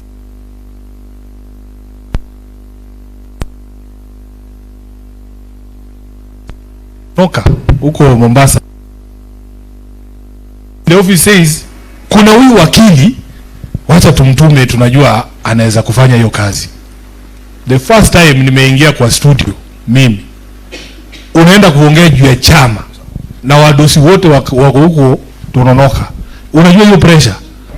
Lakini you walk in there because you have been in that space, in that circle, you do what you can. And from that time onwards, they were no longer calling the office. They were calling me directly. You never know, just be in those spaces. But sisi, in terms of support, we will support in terms of making you aware of the opportunities that are available. Sindio? So, let us just be in this space, Letitia. Let us be in this space. You never know what opportunities will emerge for us to work together. But for as long as we know each other, it is very easy and possible for us to open doors for each other. I think I have answered all the three. I can see, what is the issue, boss? You want to go live now? Yeah, but you see, hii ndio tulisema musikize ground. Hawajamalizana na mimi. Lakini tunakuja tukue live saa 7, si ndio? Kuna swali zingine hapa tujibu haraka haraka. SG, before the next question, kindly allow me to recognize a friend and a partner who has worked with us, and she's in our midst. Phoebe from Oslo Center. Simama tu tukuona na utuwei. Hi Phoebe. Asante sana. Thank you very much. Yeah. The Oslo Center really. Wasichana muendelee kujituma. Aya, patia huyu aulize swali, na tunataka kuwa kwa news. Leo tuko kwa news na nyinyi. Tunataka kutrend. So tuingie hapo saa 7 tu nini? Tuongee na watu. Na mtaniambia wale watu wataongea pale, mimi siongei. Na maswali mjibu. Hi young captains. Hi. First, I want to congratulate you. Yesterday we had an event at Karen KCB Leadership Center, and you were awarded as the best performing senator countrywide. Oh, thank you. I saw the message, yes. Asante sana. But unfortunately, I didn't see you. You are not there. But I've seen you. Yes. Oh, alikuwa Friday, jameni.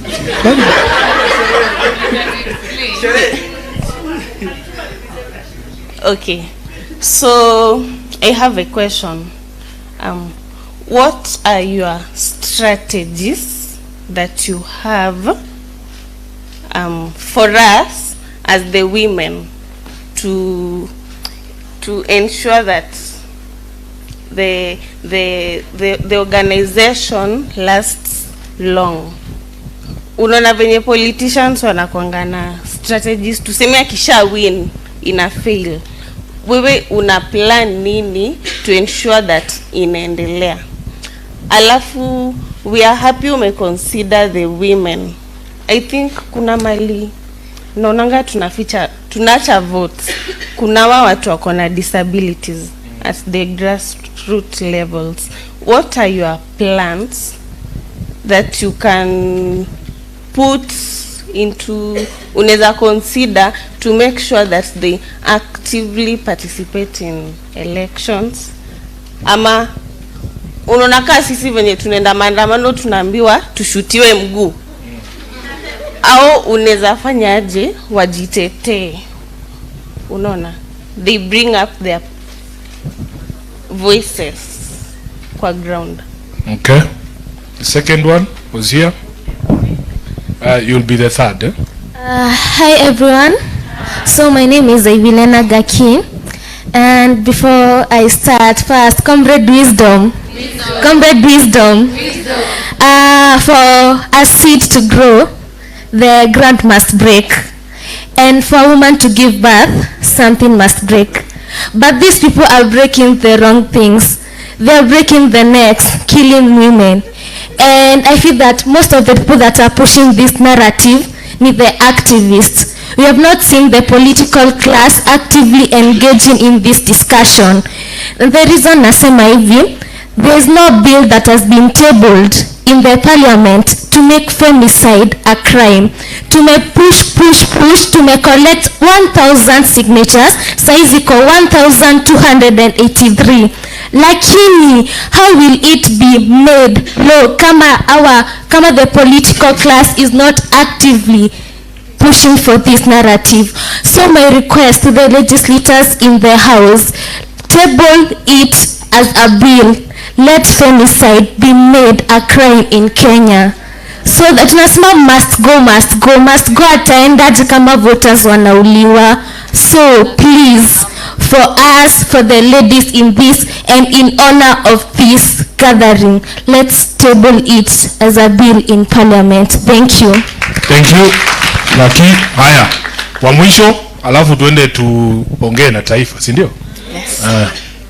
Good afternoon, everyone. Yes, my name is Banis Kea.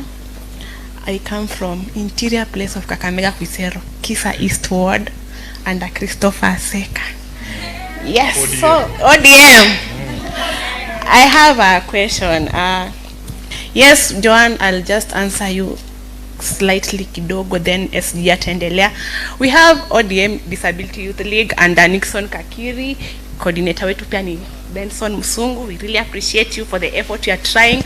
But my question is, I'll just back Joan. I think use the mic. He was trying to ask what are the plans that are in hand to grow youth with leadership within the Disability League for the next upcoming generation. Yes, thank you. Thank you. Aya, very quickly, let's start with the question on the strategies to make sure that this particular group is sustainable. First of all, Beth has done this for, I think this is the third cohort, right? And my philosophy is very simple. Like when you plant a tree somewhere, everybody in those formative stages needs some protection, just some support for you to be able to find their way. We were supported as a young person. I've told you the story of the opportunities that have been given by this political party. Me, my strategy is to do the same for other young people, to be able to support you, to be able to protect you, to throw that cordon around you, to be able to provide fora for which you can show your talent as a political animal, because nobody will ever know your song if you are never given the mic to be able to sing it. So my assurance is this, and Beth is here, the Oslo team is here. They have been very supportive. We work with very many organizations. There are opportunities people get. We will send you to trainings. We will send you to travel. I mean, you will get opportunities. People at Oslo are very good. They send the youth league to Denmark every year. I think there's groups of people who are going to Denmark to be able to learn from other people, to Norway, to Sweden. We have the Center for Multi-Party Democracy as well. There are many, yeah. So the good thing with being in a party is that you have now access to all of those opportunities, as opposed to if you are just out there in the wilderness. Because as SG of ODM, the CEO for CMD will write to me saying, Sifuna, we need 5 young people who we can take to a training course in Madagascar. So that email will never go to a leaderless movement. Who will they send that email to? Yeah. Yeah. Yeah. Yes. I was active in young campaigns, and the youth league identified my abilities. And this year we had the Piper Academy, where yes. they train young politicians in Africa, where they do the training in Kenya, Uganda, and Tanzania. So it was the first time I was actually catching a flight. Correct. Because of ODM. Sasa, you see, you have living testimonies all over the place, and that is the good thing of being in an organization. So we will continue to support you. And I'm telling you, for as long as you have wanasemanga nini, there's basic requirement for you to be a political animal. You have to be a bold person. You have to have things to say, and you should be able to say them without fear. And you mold that talent, and you will become a leader in this country. As she has said, we have Persons with Disabilities League, headed by a gentleman called Nixon Kakiri. And they do a fantastic job. They do a fantastic job. we try and so much and support as well PWDs to participate. But you know, there are places a bit more difficult. You cannot expect PWDs to come saying to maandamano, wapigwe hapo tear gas. You can actually die there. Mtu hawezi kukimbia. Unaona? So sometimes najua, lakini it's more challenging kushinda able-bodied persons, ndio? It is more challenging, and I wish we had a state that actually protects everyone, because nobody needs to run in this maandamano. Tumefanya maandamano na huyu jamaa, yani you are just walking. You are just walking. You are not destroying any property. You are not beating anybody up. You have not attacked a police. Na wanakupiga wewe tear gas. You have seen us. You have seen us. Mimi nikiconfront OCS na muuliza sasa unanipiga tear gas ya nini boss? I'm just walking. Just walking in the streets is supposed to be a crime. Then they tell us that tupigwe risasi kwa mguu. We need to change this country. Gaki, femicide is actually a crime in this country. It is a crime to kill any human being of any gender. But I want to encourage you, young ladies, wacha niwaambie tu ukweli. Ama boyfriend hawaishangi. Ukiwa kampo, isikuwe serious sana. Mimi ndo nawaambia, in fact nataka tusikizane hapa kitu moja.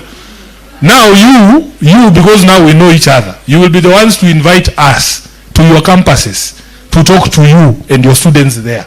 Let me tell you, I tell young men, mtu kama mimi ukiniona hivi, nimekataliwa mara ngapi?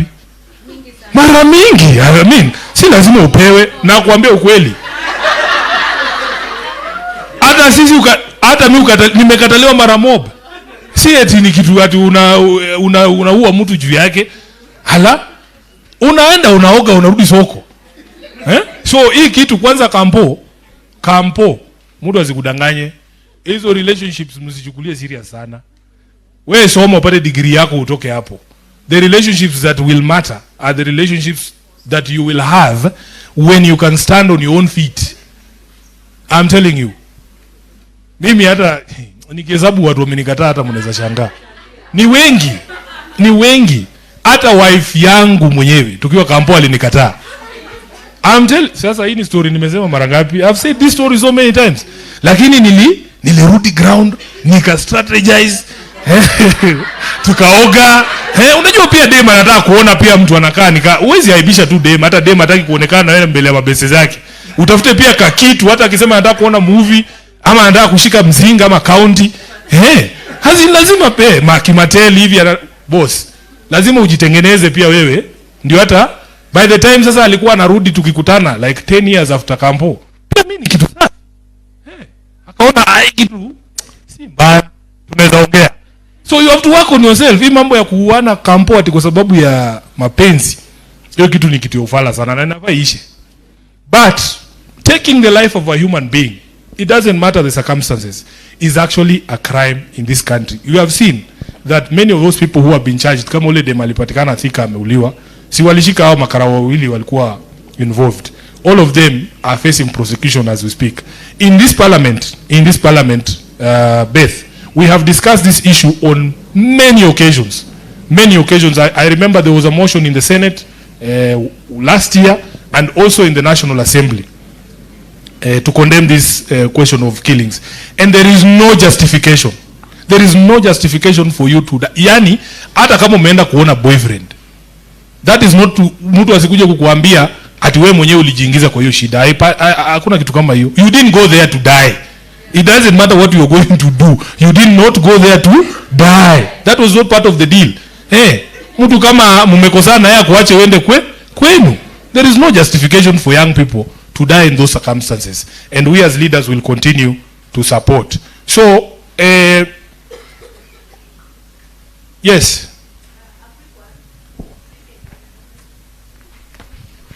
Last intervention, then I want to suggest that we go and dispense with the media, and then we will come back here to announce mambo yetu ya sherehe. Sasa ile wamezima TV, ndio? Comrades, wisdom. Hi everyone. I'm Chep Kirui from the University of Nairobi, and I come from Bomet County, Longisa Ward. Mine is, I don't know if it's a question, but maybe a question is inside. Bwana SG, I want to ask, back in 2022, I'm one of the people who are in Azimio, me and others. But then in Bomet, we didn't have a structure, or rather, we didn't have the procedure or anything like the order. So what are you doing to make sure that in 2027, or as we continue, we don't feel like orphans? For example, in 2022, the only connection that I had, that I know personally and you know me personally, is Papo Wino. But catching him, kumshika, was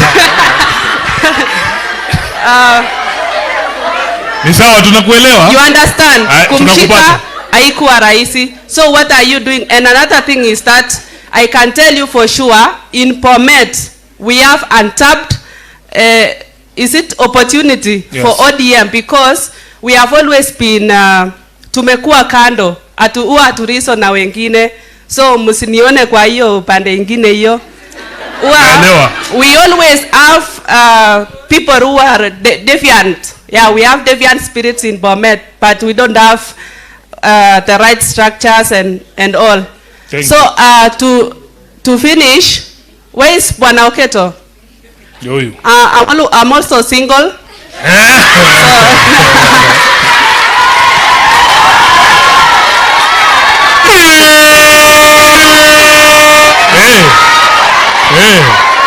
Mutu ni kujisema, si ndio? And it has been my wish to meet you, Bwana Sifuna. Yeah. Because you always speak your mind, and I'm also liberal. You understand? Yeah, you get liberal. So it has always been my wish. Thank you. Haya, pigie yeye makofi. Sasa nikipiga selfie na yeye mtaona mtu analeta wivu. Mtaenda kunisema wisdom. Haya. Sasa wacha tumalize kusema hivi. First of all, ODM has structures across the country. We are actually in the middle of concluding our grassroots elections. Grassroots elections means we have elected officials at each polling station, and then you come to the ward, you come to the constituency, you come to the county. There is a chairperson of ODM in Bomet. We will be having elections for chairpersons this coming month in August, because we are done the wards and the constituencies. Now we are at the level of the county, and it would be very important for you to be part of that team, and I hope that you participated in those elections. I agree with you that in many of these areas, as I said, because of the local political temperature, it is very difficult to be an ODM person in some of those places like Bomet. But as I said,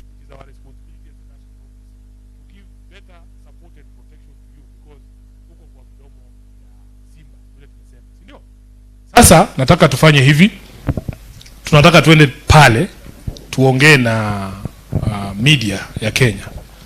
Sasa nataka mnipatie watu watanisaidia kuongea, kwa sababu Kimbali ya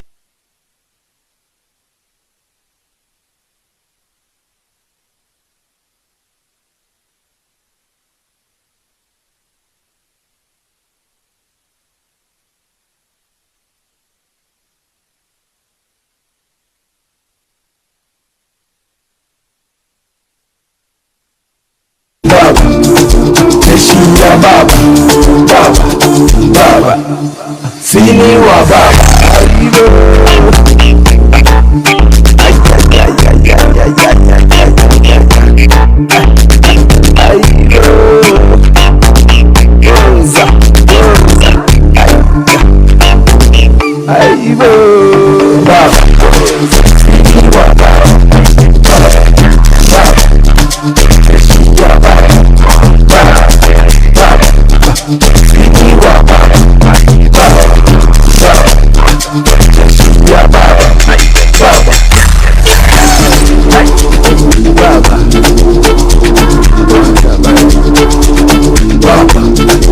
sini wa baba baba baba sini wa baba baba jeshi ya baba baba sini wa baba baba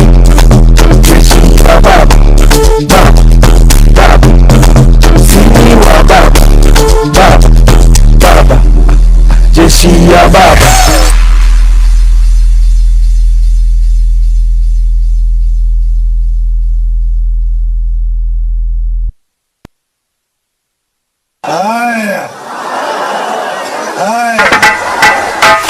A main switch production.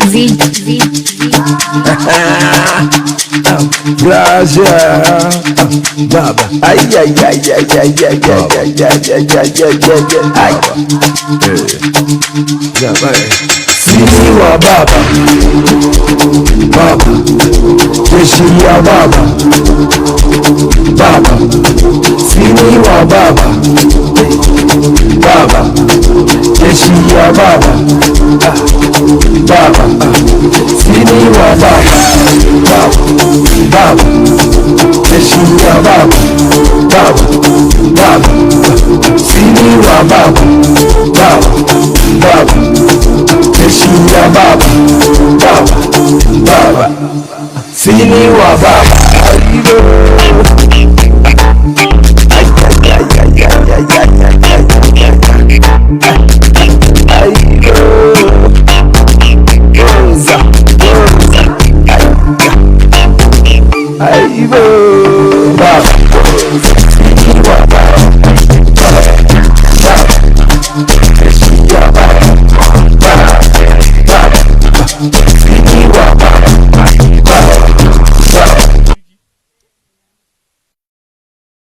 Good afternoon, members of press.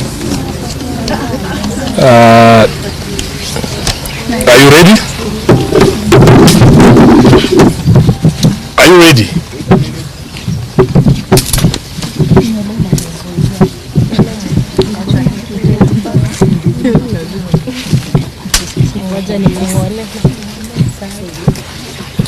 What was the rationale of facing this side? We usually have the background there. Light. Okay.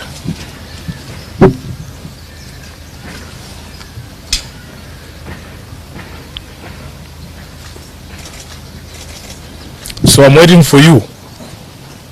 Right?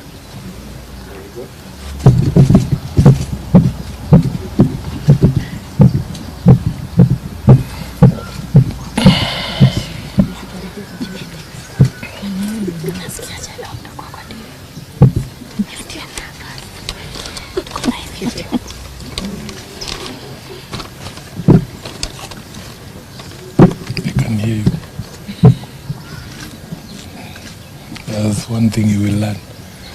The mic is always live. Bro, unaweka watu wote hapa saa to juu ya mtu mmoja. Si tuendelee? The rest of you are okay? Eh? Basi ndio mko kituharakisha hapo. Tulikuwa tunataka tukuje one sharp. So I think we can start. We can start. Ladies and gentlemen of the press, before you here, we have a Young Captains, which is a chapter of the ODM Women League that focuses on young women in politics. And I want to hand over to the president of the Women League to provide that context. And then we have a few of them who will say a few words on behalf of the team as to why they are here. And then we will take questions, but those questions will not be answered by Sifuna. Those questions will be answered by the Young Captains, and I will be requesting on the behalf of this team here that those questions remain relevant to the discussions we have had today. Mimi mnaweza nipata siku ingine mahali popote na mniulize maswali ingine yoyote, but today is about these young ladies. So karibu sana Mheshimiwa Beth Siengo. Thank you, SG. Good afternoon. Good afternoon. I'm Senator Beth Siengo and the ODM Women League President, or the Women National Leader. We are today here with the Young Captains. These are young ladies drawn from different universities. And as ODM, we are a progressive party. And we believe in involving everybody. And we prefer to have active participation in political processes of young women. Our mentorship is practical, and that's why we are here today to lodge the Young Captains Chapter 2025. These are going to go out there and recruit more members into our party, ODM, and they will have chance, and they have been given a platform to make sure that they actively participate in decision making in this country. And because today is not our day, it is for the young ladies who are here, beautiful and colorful, then I'll give the chance to them. Thank you. Thank you. So we will start with you, then just say a few things. Okay, thank you very much. My name is Alionya Roslyn, but my young people here call me Alionya, the first class honors degree holder. So in ODM party, we are privileged to have allies.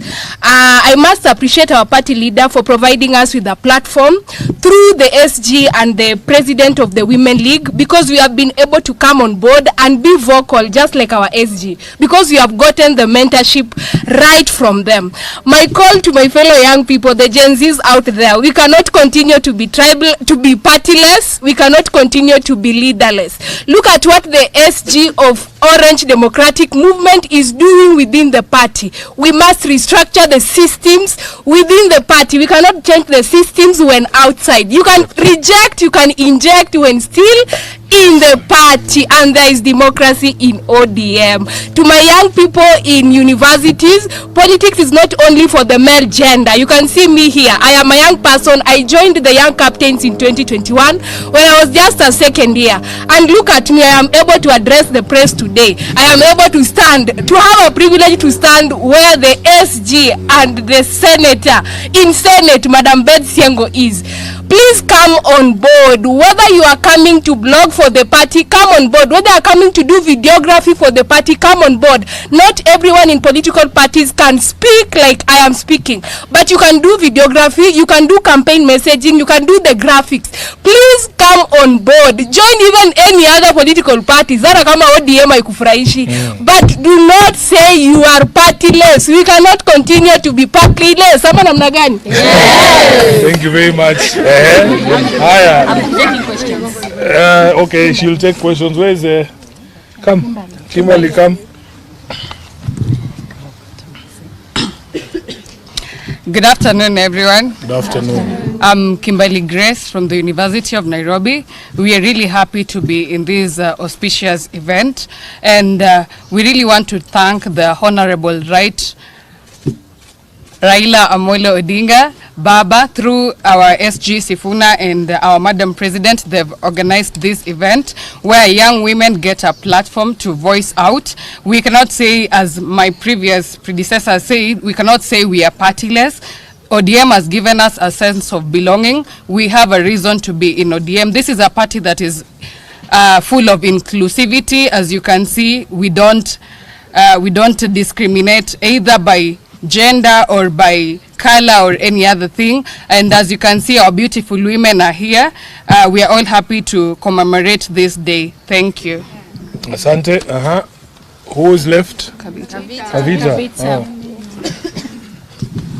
Hi everyone, my name is Kavita Raquel, from a student leader at the University of Nairobi, and I would like to thank this party for welcoming us as young people, and for saying that they will listen to us as young people. And just to point out, the mission of this Young Captain Party is to empower young people, especially women, to take up leadership roles and participate in decision-making processes, meaning that we are not advocating only for women, we are also advocating for men. So I would like to urge my fellow young people to join this party, and let us move in with one agenda, and that is making Kenya our home and a better place. Thank you. Thank you. Wow. And again, the last thing, as a student of the University of Nairobi, given a platform, I must address our issue, and our current issue is accommodation fee. And as student leaders and the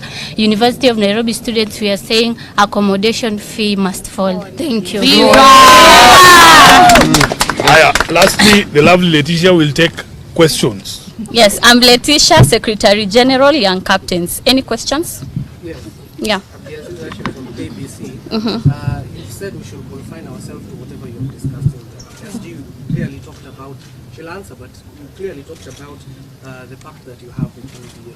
What trend as ODM are you sending for these young ladies who are aspiring to be leaders and SGs of parties, with UDA not adhering to the pacts that you made, especially extrajudicial killings?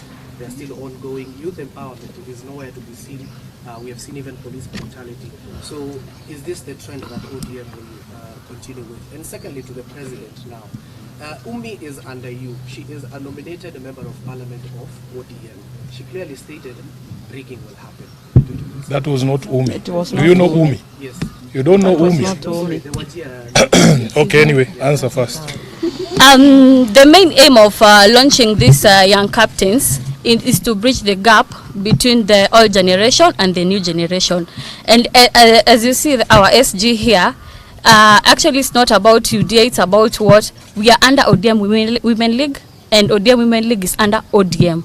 So as young captains here, we are not under UDA or any other party. We are under ODM and ODM Women League. And our main aim is to bridge the gap, because we want us young generation to be listened to. Correct. Yeah, and we have used ODM Women League and ODM party so that we can address our issues, and our issues will be heard. Yes. Thank you. Any other question? Yes. No, she's the only one answering. I'm questions. answering on her behalf. Okay, I'm David Shagina with K24. Yes. My question will quite reiterate what Abby had asked. So, does it not disturb you that ODM, the party which you're under, is having a pact with the leading party in the country that is not heeding to the fundamental values, such as value for human life, like the SG had mentioned? We are under ODM, right, as I've told you before, and whatever ODM has agreed with UDA, we agree because we are under ODM party. And also as a young generation, those our issues like extrajudicial killing and all those things, we'll be addressing them to the ODM party, and they'll solve it with the UDA party, in case that is the thing you're saying. Okay? Fine. Aya. Your party leader recently said that the country needs intergenerational conclave. Is this meeting one of the strategies you're using, or your party is using, to engage the young people, or to employ that to ensure that that happens? It's a yes or a no, and this young captains, it has not started today. We are just launching it. It has been there since 2021. We are just relaunching it for the campaign 2027. So it's not a strategy, but we are trying to increase the number of young women. As you can see, we are only women. So you cannot say that it's a strategy the party is using. Aya. Si niliwaambia watu wanakuanga na maneno. Haya, sasa wacha waje kuharas huyu mrembo. Haya, uliza swali sasa, swali mbili ya mwisho mimi mwenyewe nitajibu. Alafu tuende nyumbani, leo ni saa 2. Yes, Kennedy. What is your take on the intergenerational national talk that has been advised by your party leader? I think this is what exactly is happening here, because if you look at me and Senator Beth, we don't come from this generation. These are our younger sisters, and we have taken the position that you must never discount dialogue. You must never refuse an opportunity to discuss your issues or to talk. And when you sit down and listen to them, you get different perspective on the issues in the country. I have said when we were in there that we need to get to a place where certain decisions are only left to younger generations. And I've given the example of a suggestion that was made by one of the elders in this country to build apartments in Nairobi National Park. And my position is that we should ask the children whether they want to continue seeing animals at Nairobi Park or they want to see apartments. That decision surely cannot be for people over the age of 70. So it is important to have these conversations. I was giving the example that when I was at the University of Nairobi in the early 2000s, we used to pay only 6,000 shillings per semester for the accommodation. Now they are telling me it's upwards of 40,000 Kenya shillings. And this is something that as a generation who enjoyed that benefit ourselves, we must be fair to this generation also and give them a chance at education and not to stifle it by making it expensive for them to go to school. So how do these issues come up if you don't talk? But what they have told us is that now the older generations need to do less talking and more listening. And as a party, ODM, we are committing here today that we will do more listening than talking. And when we give these young people opportunity to speak to the country, please don't harass them the way you are trying to harass them. It is not fair. It is the first time that this young lady is answering questions from the press, and I have done this for 8 years. This can be very intimidating. So mwapeleke pole pole hata nyinyi. Ndio tuwakubalie wafanye nini? Waongee. Si ati ukiongea unaanza kuulizwa maswali mingi, hapana. Muwasikize. Sawa? My name is Omalo from West TV. My question to you as SG, you've expressed your regrets as a party signing an MOU with you. So do you consider getting out of the MOU, or you have to... That's not a decision for Sifuna. That is not a decision for Sifuna. You know how decisions of ODM are made. They are made after meetings of organs of the party. There is an NDC that has been called for October, is it? Yes. So I am sure once that, you know, Sifuna as SG, I am only a spokesperson. And a spokesperson cannot speak for themselves. You say things that have been resolved. So I am sure you will be welcome to Mombasa during the NDC. Decisions will be taken at that meeting and everybody will be told. Last question, Leoni Sato. Si ulikuwa ushauliza bro.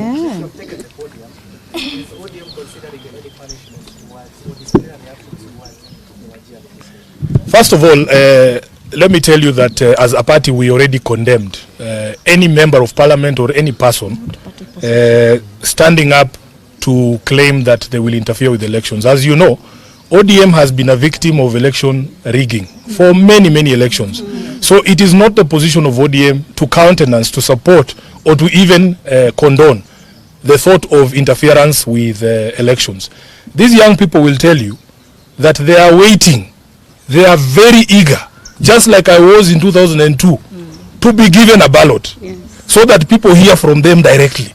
So anyone who will tell you that you can come and speak and say this is how you want the country to go, and then somebody comes and changes that election, wametuambia haitakalika, hakutakalika huko Kenya, na haitakubalika mtu yoyote kuinterfere na uchaguzi, si ndio?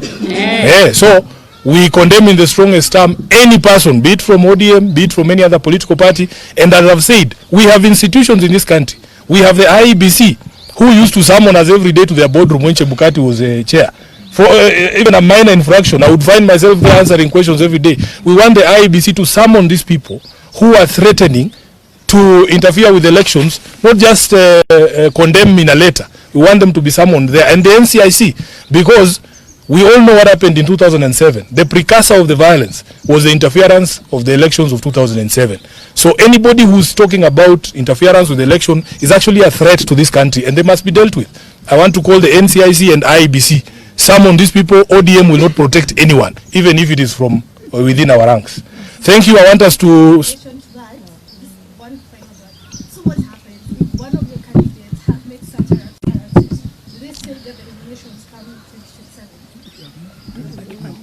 There is nothing like a candidate, Madam. You know, I've been a leader of this political party for 8 years now. I wish political parties had the powers that people imagine we do have. All of us, a political party only exists for politics.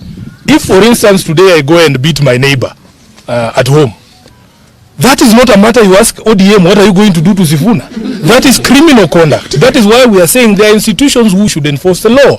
If I go and break the law there, today I go and drink and fight in a bar, you don't ask Raila, what will you do to Sifuna? No. I should be arrested in the police and be taken to court, because political parties don't enforce criminal law. There is institutions for that. That is why the police exists. So anybody breaching the law, breaking the law, should be subject to the law. And that's what we are saying. For us, we can only condemn and disassociate ourselves from such pronouncements as believers in democracy. Thank you very much. Mungu wabariki. Always a pleasure to have you here. Asanteni sana.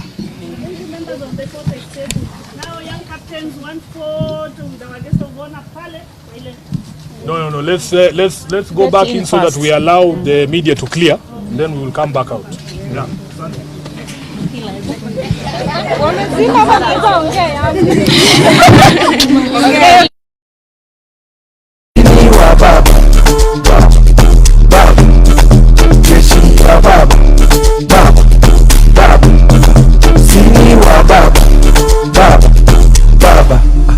Jeshi ya baba.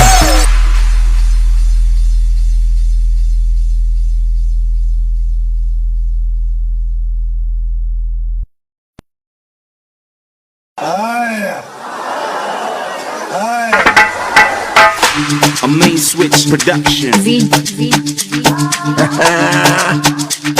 Braja baba. Ay. Sini wa baba. Baba. Jeshi ya baba. Baba. Sini wa baba. Baba. Jeshi ya baba. Baba. Sini wa baba. Baba. Jeshi ya baba. Baba. Sini wa baba. Baba. Jeshi ya baba. Baba. Sini wa baba.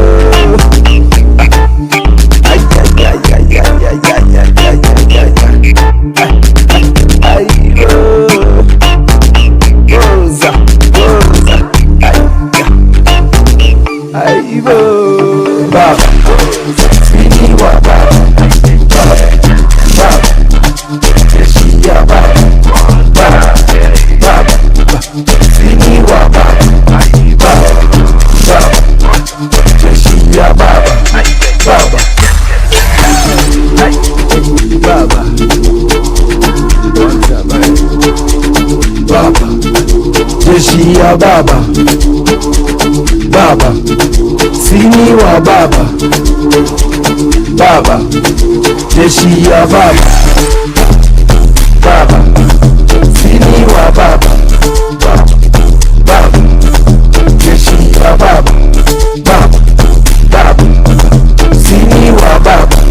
Baba. Jeshi ya baba.